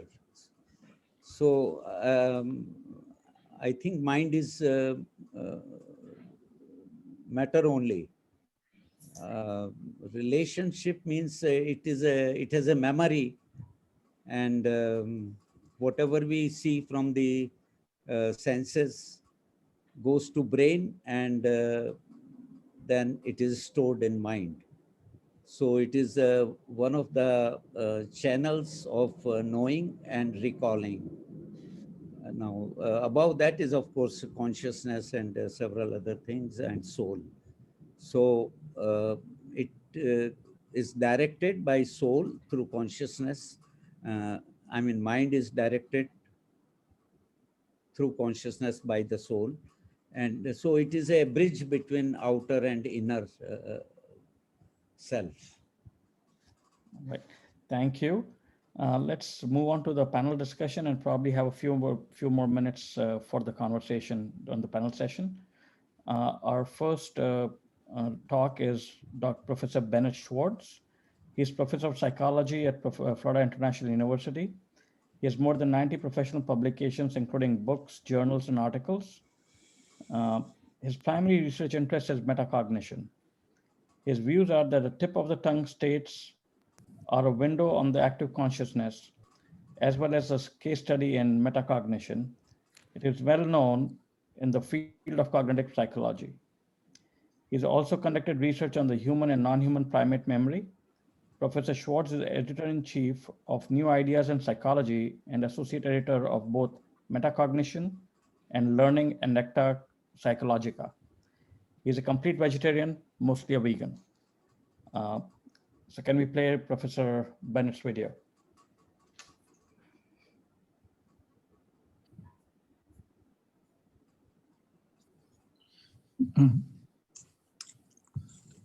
Thank you.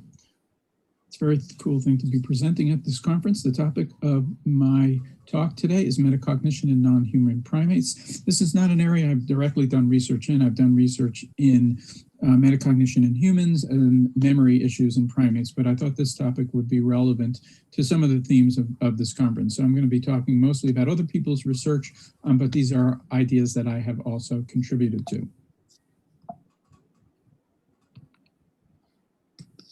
So in Jain philosophy, this is from the conference website, animals have souls, though human beings are the only beings who can attain liberation as they are uniquely capable of making ethical choices. In the work on comparative psychology over the years, there's often been this we've put ourselves off as this ideal, as something uniquely human, only to find out with research that elements of these uniquely human features are present in non-humans, such as language, metacognition, episodic memory, theory of mind, and indeed fairness has been shown in some species of monkeys.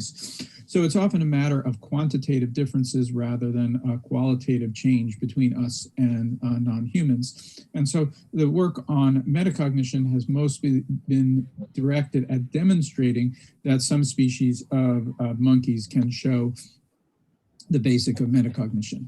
So what is metacognition? Metacognition is our knowledge of our own knowledge, our feelings about our own memory and cognition, our ability to control our own learning and comprehension, our experiences of our own cognition. As psychologists, we measure these things by getting people to give confidence in replies they just made or judgments as to whether they're likely to remember something in the future.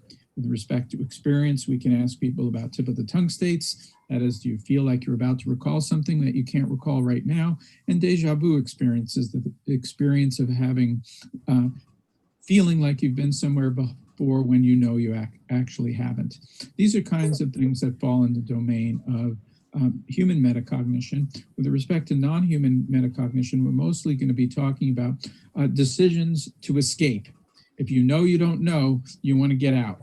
So I'm going to be talking a lot about escaping, and then one of the experiments I'm talking about also deals with betting, where an animal has to bet on whether they're right or wrong. And if you're confident that you know it, you're going to bet more. We'll get to that in a moment. So in this work, the main question with regard to animal metacognition is, can we rule out alternate explanations? Can we rule out stimulus response, operant conditioning, classical conditioning, in lieu of an animal being aware of their own knowledge?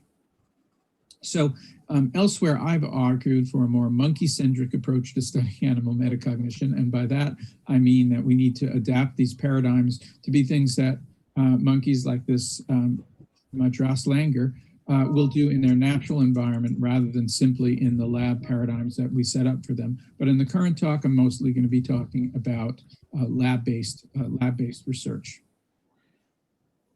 So for those of you who aren't familiar with what primate species are, primates are roughly divided into these categories. Prosimians are relatively small-brained animals, often nocturnal, often very cute, like the bush baby at the bottom here. In the top are you can't quite see them.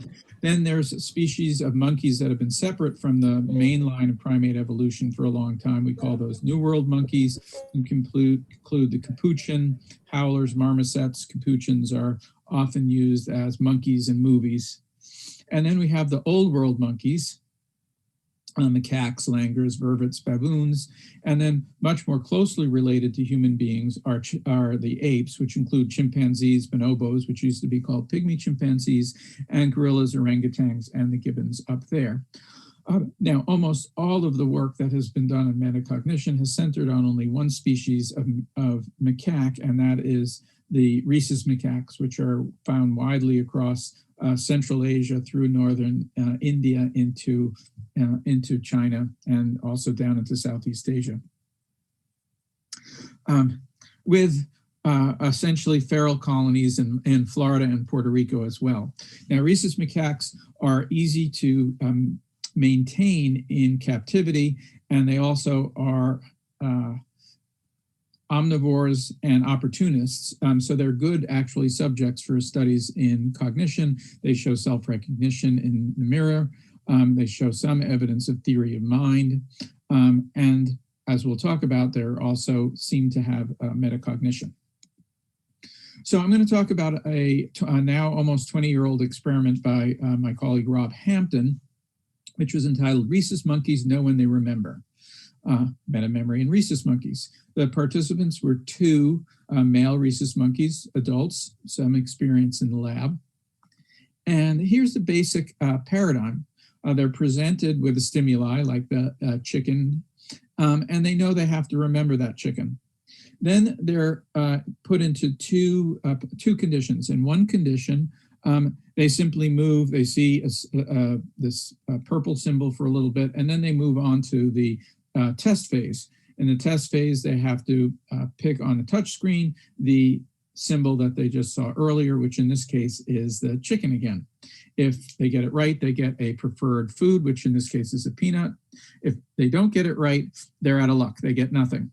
Now, in the choice condition, which allows them to show some metacognition, if they have a choice. If they choose what appears to be a Turkish flag, they opt out of the trial. When they opt out of the trial, they don't have to continue in the experiment. They get a moderately okay food, and they're good to go. If they choose the purple symbol, they then go and get the test phase. If they get the food right, if they get the stimulus right, they get the reward. If they don't get it right, they get a punishment, a mild timeout. So if you're confident that you know the answer, you're going to choose the purple symbol. If you have no idea what the stimulus was, you'll choose the Turkish flag, opt out, and you don't have to worry about it anymore. So on trials where you know, you should choose the purple flag. And that's exactly what you see in the two monkeys' behavior. They're much better at identifying the correct answer when they've chosen to identify it than in the control condition where they have to choose it. So this is some of the earliest evidence of metacognition in a non-human species. In my opinion, the first real evidence. The research on animal metacognition is this demonstration that animals can be accurate in their metacognition, but we know in human beings that metacognitive monitoring is often inaccurate. So in the next experiment I'm going to show you, the idea was to see if you could demonstrate that monkeys were making metacognitive choices, but those metacognitive choices were in fact incorrect. Again, we have two male rhesus monkeys, one named Ebbinghaus, the other named Lashley, named after famous psychologists. And here we have a very similar paradigm. You get the stimuli, in this case a spider, and then just following along in the lower condition, you make a judgment ahead of time whether you're going to be able to get the item correct or not. And this is the betting paradigm. You choose the high bet paradigm, you're risking a lot. You choose the low bet option, you're not risking a lot. So if you're confident you're going to remember the item, you're going to bet more. If you're not confident, you're going to bet less. And then you get the choice, and the monkey has to pick out the object that corresponds to what they saw earlier. So in this case, what the monkeys are asked to do in the prospective condition is judge ahead of time whether they're going to remember it. In the retrospective condition, they're asked to do it after the fact. Are you correct? And what they did is they varied the ease of seeing the stimuli, the spider. If it's more clear, human beings are going to mistake that for being more memorable. And that's exactly what the monkeys did, at least on the prospective memory task. So the monkeys, like human beings, are misled by the salience of a stimuli into thinking something is more memorable than it actually is. But this only worked when they were judging their memory rather than what they were going to do in the future. So again, we see this evidence of metacognition, and we also see a mechanism that's very similar to that of human beings. Skip that for now. So in general conclusions here, we can say that metacognition is not uniquely human. We share it with our fellow primates, at least apes. I didn't get to talk about those studies, and a few monkey species, almost exclusively done with the rhesus macaques, but there also have been studies with chimpanzees and capuchin monkeys and orangutans as well. It suggests that the mechanisms for higher consciousness are not uniquely human. It's something that we share with, at least with our primate relatives. And so our intuitions about mental awareness in animals, that animals are aware in much the same we are, is supported by this work. And there's me with the green monkey. And thank you for your attention. And thank you for allowing me to participate in this conference. Thank you. Thanks, Professor Schwartz. What we'll do is we'll finish the 3 videos and then we'll have a panel conversation. Our next speaker is Professor Andrew Bridges. He holds the Bhagwan Shantinath Lectureship in Jain Studies at the Cal State University in Fullerton, where he teaches the course Nonviolence, Animal Rights, and the Diet and Jainism. And he helps organize the annual Peace and Religion Symposium. His current research interests include metaphysics, epistemology, utopian studies, and religion and technology. So Dr. Bridges, video, please.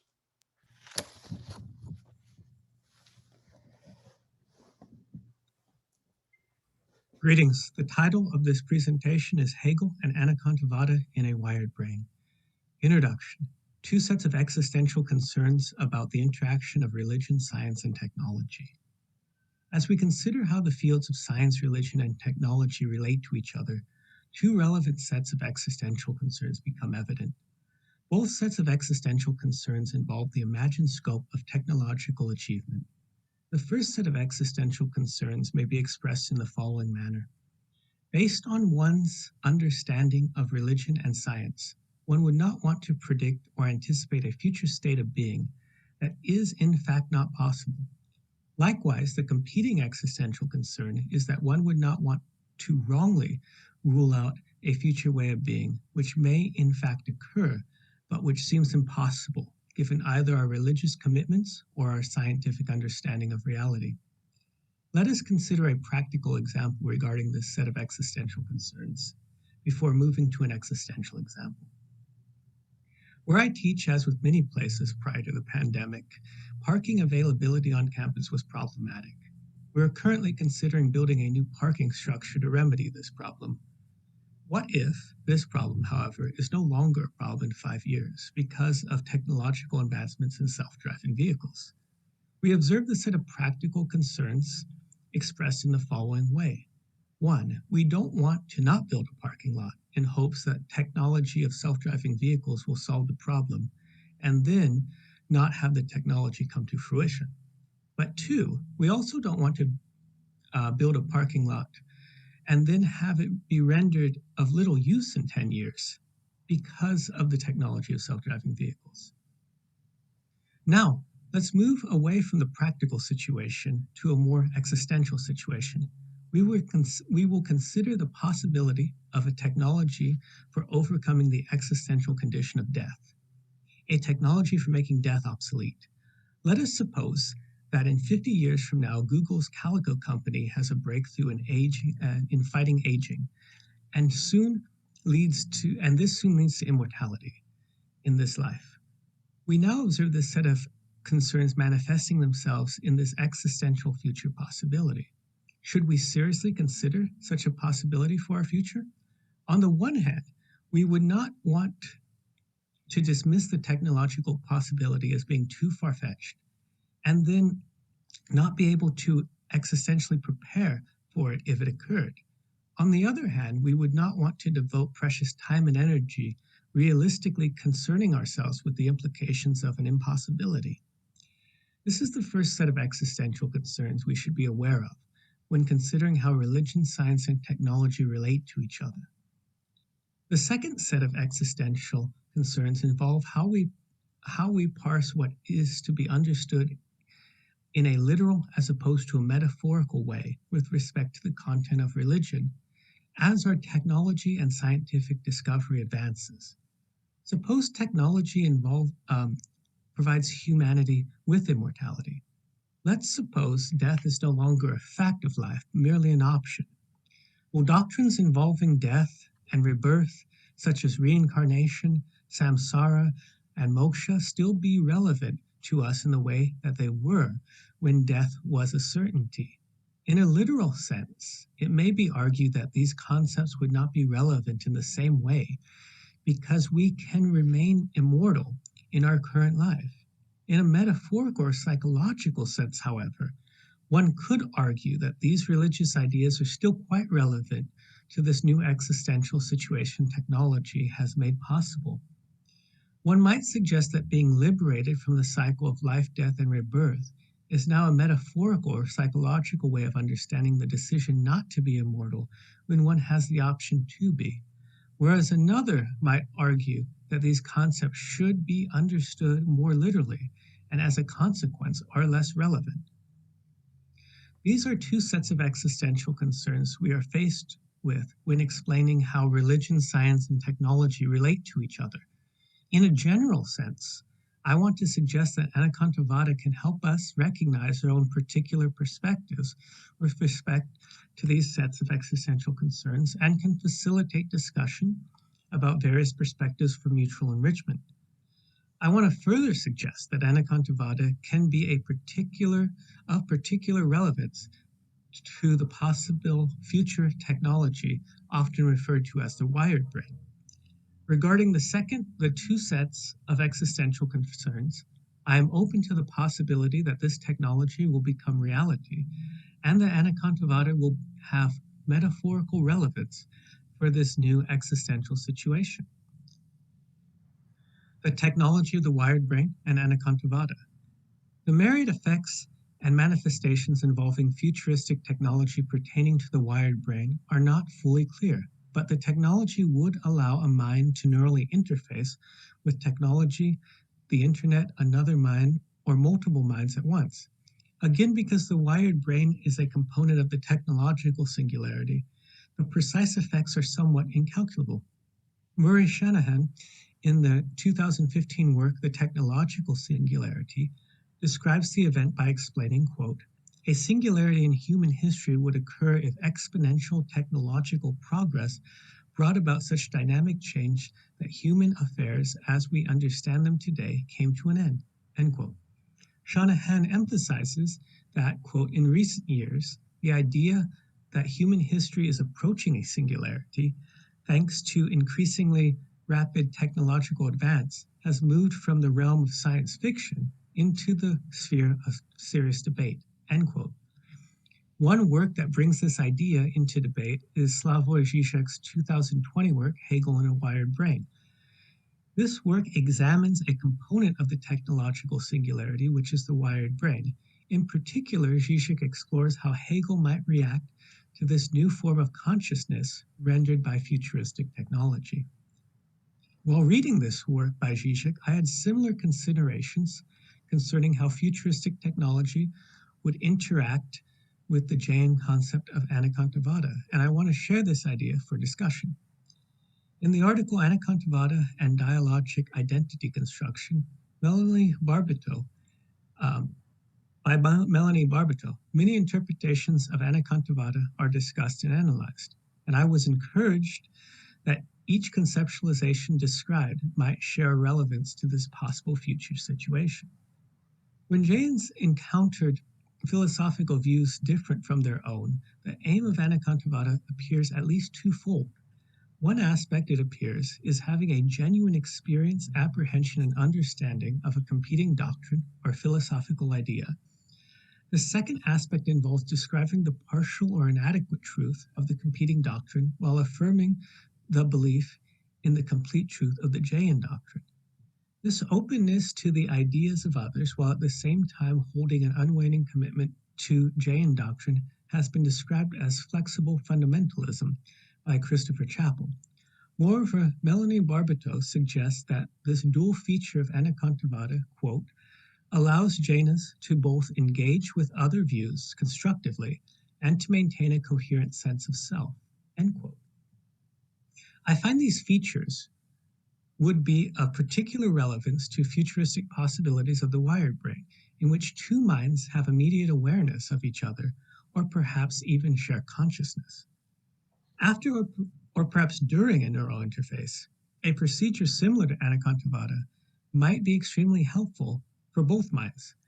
to engage with each other as constructively as possible, and for each mind to retain identity afterwards. If we consider for a moment Hegel's philosophy of religion in contrast to Anakantivada, when organizing competing views, perhaps the relevance of Anakantivada to the idea of the wired brain will become more salient. After reading Hegel's reflections and hierarchical organization of the idea of world religions, which culminates in his Christian philosophy, it is evident that Hegel lacked authentic experience, knowledge, and understanding of these religions' ideas from around the world.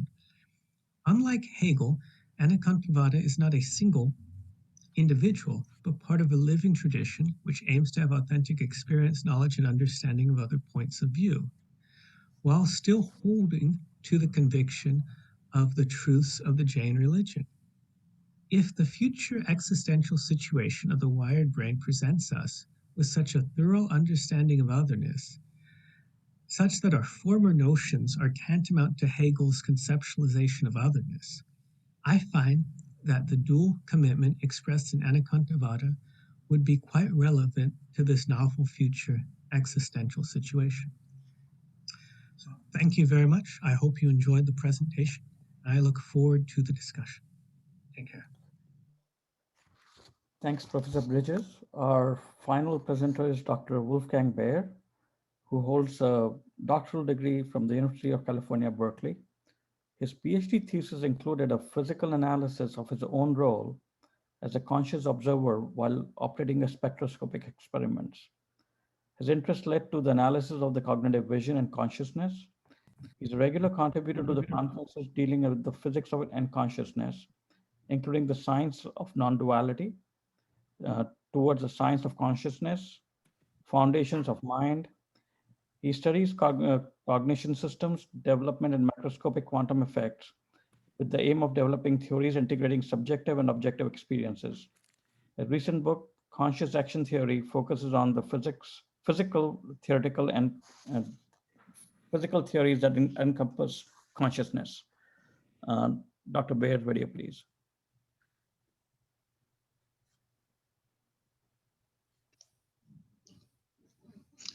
In this talk, we examine the material existence of our soul and the life it evolves. To do so, we will use CAT, the Conscious Action Theory formulation of physics. CAT differs from standard physics because it includes our subjective experience on an equal footing with the objective world. This allows us to present a first-person perspective of what conscious beings actually do to be conscious. Now, CAT replaces our concept of a single independent objective universe with a cosmology of interacting lifetimes.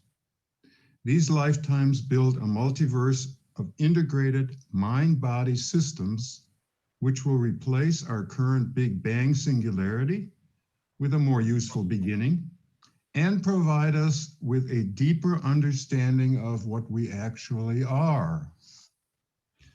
What we are is the fundamental existence question. The CAT answer is we are a self-repeating event shown here as a light blue region of action happening around a circular band of time. This action interpretation of physics shows two observable phases. Along the vertical axis are the first person and third person perspectives. These are directly experienced by the event. The material causes of our direct experiences are laid out along the horizontal axis. These are Wittgenstein's use symbols expressing theoretical assumptions.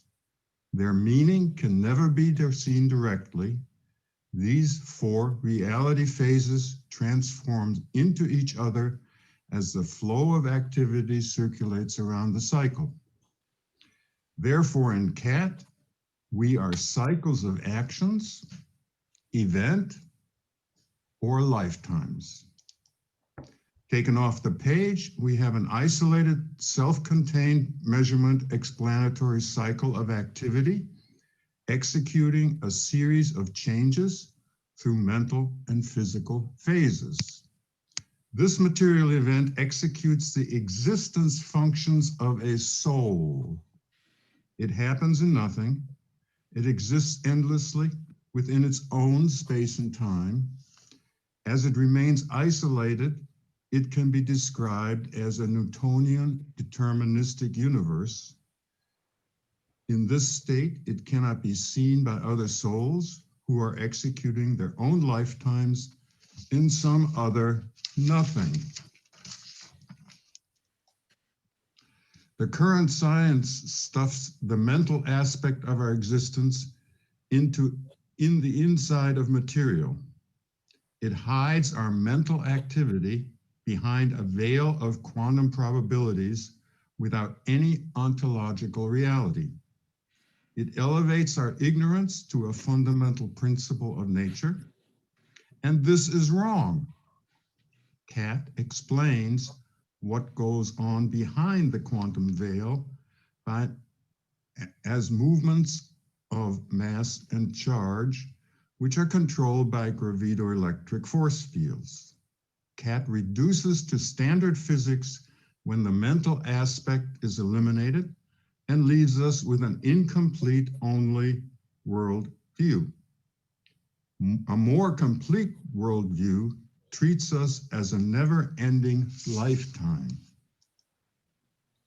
But we are not alone. A worldview of a few isolated systems are shown on this slide. One of these self-contained universes is your soul, and one is mine. We can only know of each other through interactions, and though I may always think of myself as alive, I only know you are alive because your soul interacts with mine. Interacting souls are therefore the signature of life.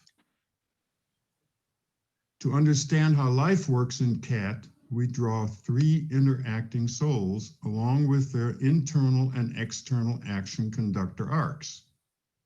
We use a white rather than a black nothing background for clarity here. These systems are labeled you, I, and the rest of our universe designated by a capital letter U. Each of these action structures include a mental first-person cross-section view connected to a physical third-person reality model view. The action flow between these views are outlined in red. Here we only present three main scientific choices in how to explain what we experience.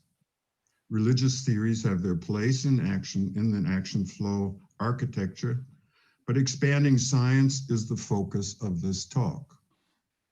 It is most important to understand that the action architecture is fundamental. While our physical and mental beliefs visualized in the cross-section are individually, culturally, or species determined. However, if the action architecture model is to make any sense at all, we need to update two fundamental beliefs of modern science.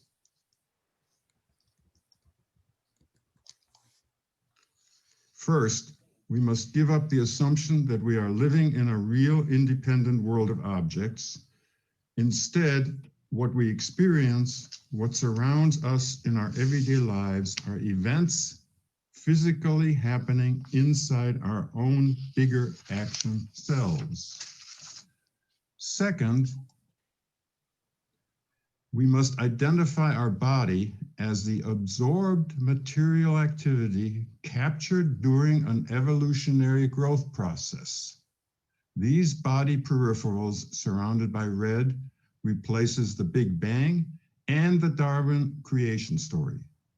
We now propose a subject-object processing flow sequence executing in a supervening coordination up and down the scale hierarchy of our material found in the brain, which reflects our development history. The growth of this process, along with the higher level material aggregations in which the algorithm executes, are here mapped into psychological states. Conscious everyday interactions with the external world are shown at the top. Hierarchical subconscious activity execute in the brain material captured along the revolution history are placed below. The braided interactions implement a segmented time cycle with sensory information flowing down to the soul and the soul's desires moving up from the bottom. Here, the material hierarchy of the brain is mapped into a size scale. The whole brain executes global functions of its everyday tasks at the top, while the supervening hierarchy below shows the organization of smaller and smaller material structures captured earlier along the evolutionary path. The quantum level is reached at the bottom. In CAT, we recognize the quantum domain is an approximation to the mental aspect of existence. Here, the first person soul executes at the bottom left inside the standard neurophysiological hardware, where it merges into the quantum domain. We now introduce the incoming physical signals and their projected mental causes in the time loop by which science has discovered the evolution of our universe. According to contemporary cosmology, 13.4 billion years ago, the material emerged from its radiation era. And did so after all the elementary particles of matter populating the quantum domain were formed. Placing these three loops next to each other shows three closed time loops from the present now to the origin and back again. These three loops describe the same soul and body structure happening from different aspects of interest. Our soul occupies the lower activity happening at the origin, upon which the layers of our body are built. Psychologically, this happens deep in Bohm's implicate order happening below the quantum level. We now understand that the activity of the soul happens in quantum material, which was thought to have been created in the early stages of the Big Bang. We now realize that this is only the origin of objective science. In CAT, it is the mind-body interaction phase in the growing soul cycle of our own personal existence. I'll let you read the summary until my 11-minute video is up, and we can open this presentation to comments and questions. Thank you. I'll give it a minute for everybody to read the summary. Fascinating thoughts, and it's been a few questions. The first one is, I believe, let me just pull it up for a minute. Is there an order in animals for metacognition? And that goes to Dr. Schwartz. Is there an order as to, is monkeys, cats, is there a hierarchy? Yeah, there hasn't been too many studies looking at different species, but you can clearly see that the most advanced non-human metacognition is going to be found in our closer relatives like chimpanzees and monkeys. There is research that shows, I think someone mentioned the corvids earlier in the conference, birds like crows and ravens, who will also opt out of trials. So the thinking there is that in the corvid birds, these sort of aspects of higher cognition evolved independently of what they did in primates. But if you go to most of the New World monkeys, like the capuchin monkeys and squirrel monkeys, which have been tested, don't show any of these uncertainty phenomena at all. They just don't learn it. And if you look at other species, like species of rodents, mice and rats, they won't learn it either. So it seemingly is a property of higher brain organization, but aside from what we can infer from it developing independently in corvids and it's seemingly following phylogenetic rules within primates, it's hard to really make inferences about whether it's a property of primates in particular and these birds, or whether it's a property of higher abilities of brain function. So Andrew, I was fascinated by the fact, our lifespan obviously has doubled over the last 150 years, at least 2 to 3 times, depending on what continent you live in. If immortality does happen, right? What does it do to the concept of moksha, nirvana, soul, consciousness, and our curiosity, general curiosities and guiding questions, thoughts? Yeah, no, I'm quite fascinated by that too. I think that it might do 2 things. One is it will help us to evaluate these ideas on a psychological level, and it'll help us to sort of reflect on the purpose of life, if it can be expanded exponentially. I think it also might help us try to understand the interaction between religion and science, particularly if it seems like a lot of these questions are open to science, and I'm not sure to what extent if they're open to religion in the same way.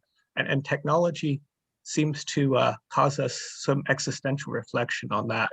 So these concepts could be more psychological in nature, I think, possibly. I don't, but yeah, part of the singularity is it's almost unfathomable. So you talked about the technology. We do have a lot of colleagues here from religious studies. So Chaitanya Pragyaji, you might have a thought on it. Is religion as open as science would be? Yes.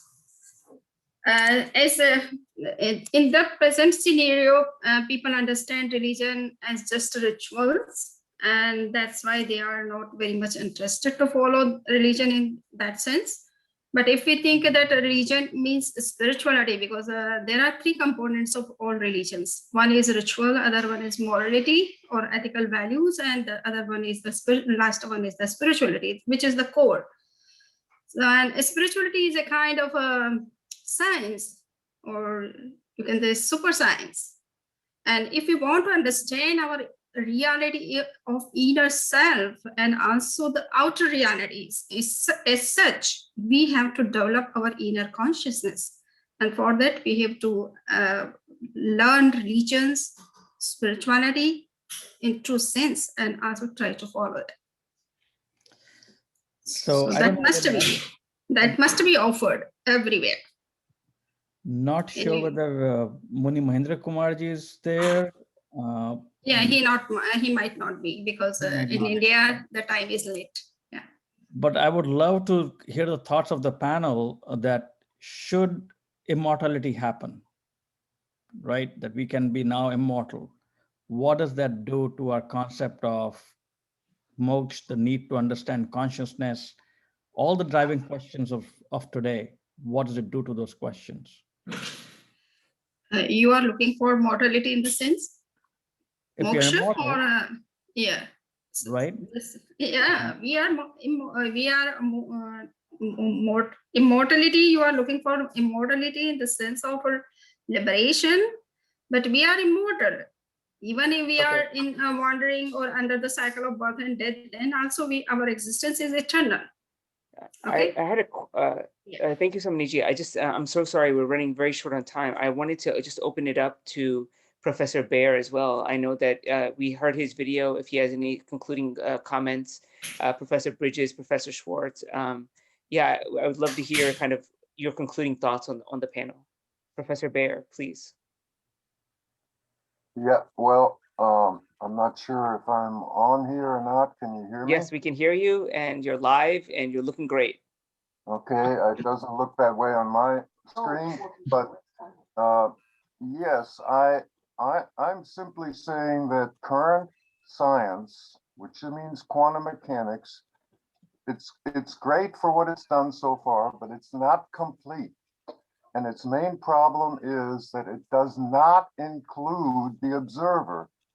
Therefore, observer effects, things that happen in possibly not in my brain, but in the bigger self that I am that generates what I see around me. In that bigger thing, the effects of that processing have not been properly included into science. And the first step that I recommend is that we get rid of the objective assumption that the world out there is a real, separate, and independent objective thing, and replace it with the fact that I am constantly, and so are you, constantly processing, and therefore the fundamental is the activity of processing. This is an event. An event exists in its own time, and it has continued existence. So the problem of do we exist and so on and so forth is actually reflected in science when we switch from an objective world to an event-oriented world. And that's the next step in science. When that takes place, there will be a bridge between almost all religious thinking and what we now know, or what we will know as science. Thank you. Thank you so much, Professor Baer. That was wonderful. Professor Schwartz and Professor Bridges, any concluding thoughts?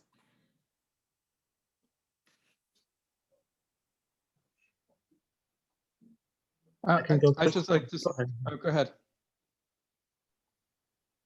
I was just going to say thank you for this very interesting conference, and thanks for those of you who stayed up really late. I've learned a lot. Thank you. Thanks, Professor Schwartz.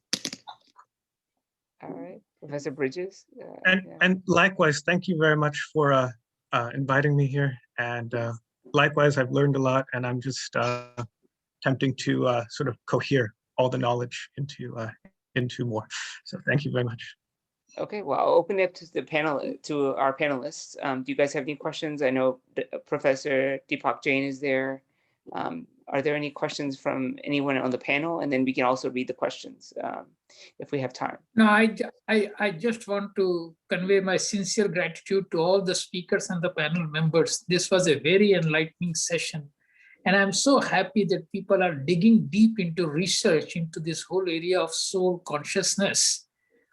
And Samniji, with your effort, I think we would learn more as people start looking into it in a course. What impressed me most was there was this scholarly approach to looking into this whole, I would say, science, consciousness, soul, whatever words we use, but I think over time we will get a deeper and a better understanding, and the speakers were absolutely outstanding. So thank you.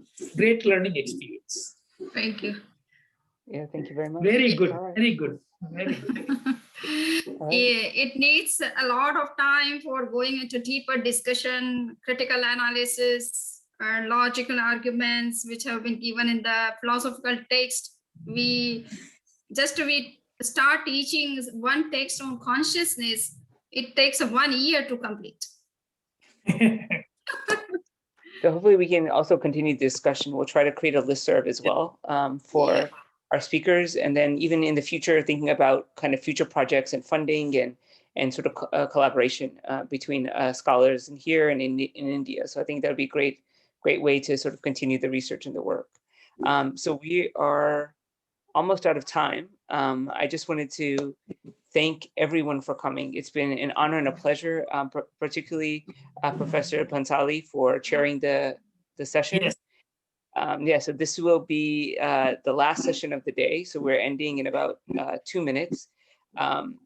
Overall, I think the conference is going really well. I hope you guys are enjoying it. We're learning a lot.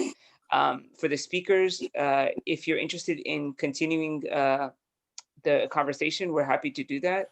We'll also get your papers hopefully by the end of, we'll connect with you at the end of the conference and then sort of publish that as well. So we're looking forward to a nice conference publication, as well as sort of following up with amazing and very, very interesting questions that have come through the Q&A that unfortunately we haven't had much time to connect with. So we really appreciate everyone attending. We have 2 more days of the conference, again, starting at 7:30 a.m. Eastern Standard Time in the United States, 5 p.m. In India for the next 2 days. And the next session that's going to be starting is going to be Karma Theory and Development of Consciousness, which will be starting tomorrow morning. So we have some great speakers that'll be joining us from around the world. So thank you so much for coming. Thank you for joining us. If we have made any mistakes, please, we apologize. We thank you for your kindness, your attention, and we look forward to seeing you tomorrow. Jai Jinendra, take care. Thank you, Iqbal. Thanks a lot. Jai Jinendra. Yes. बहुत अच्छा.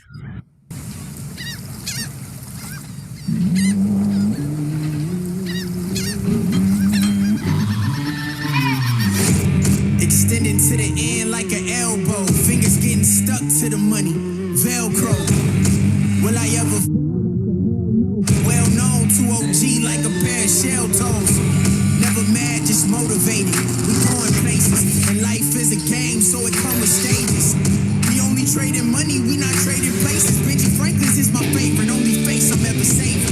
Working hard for that #1 spot.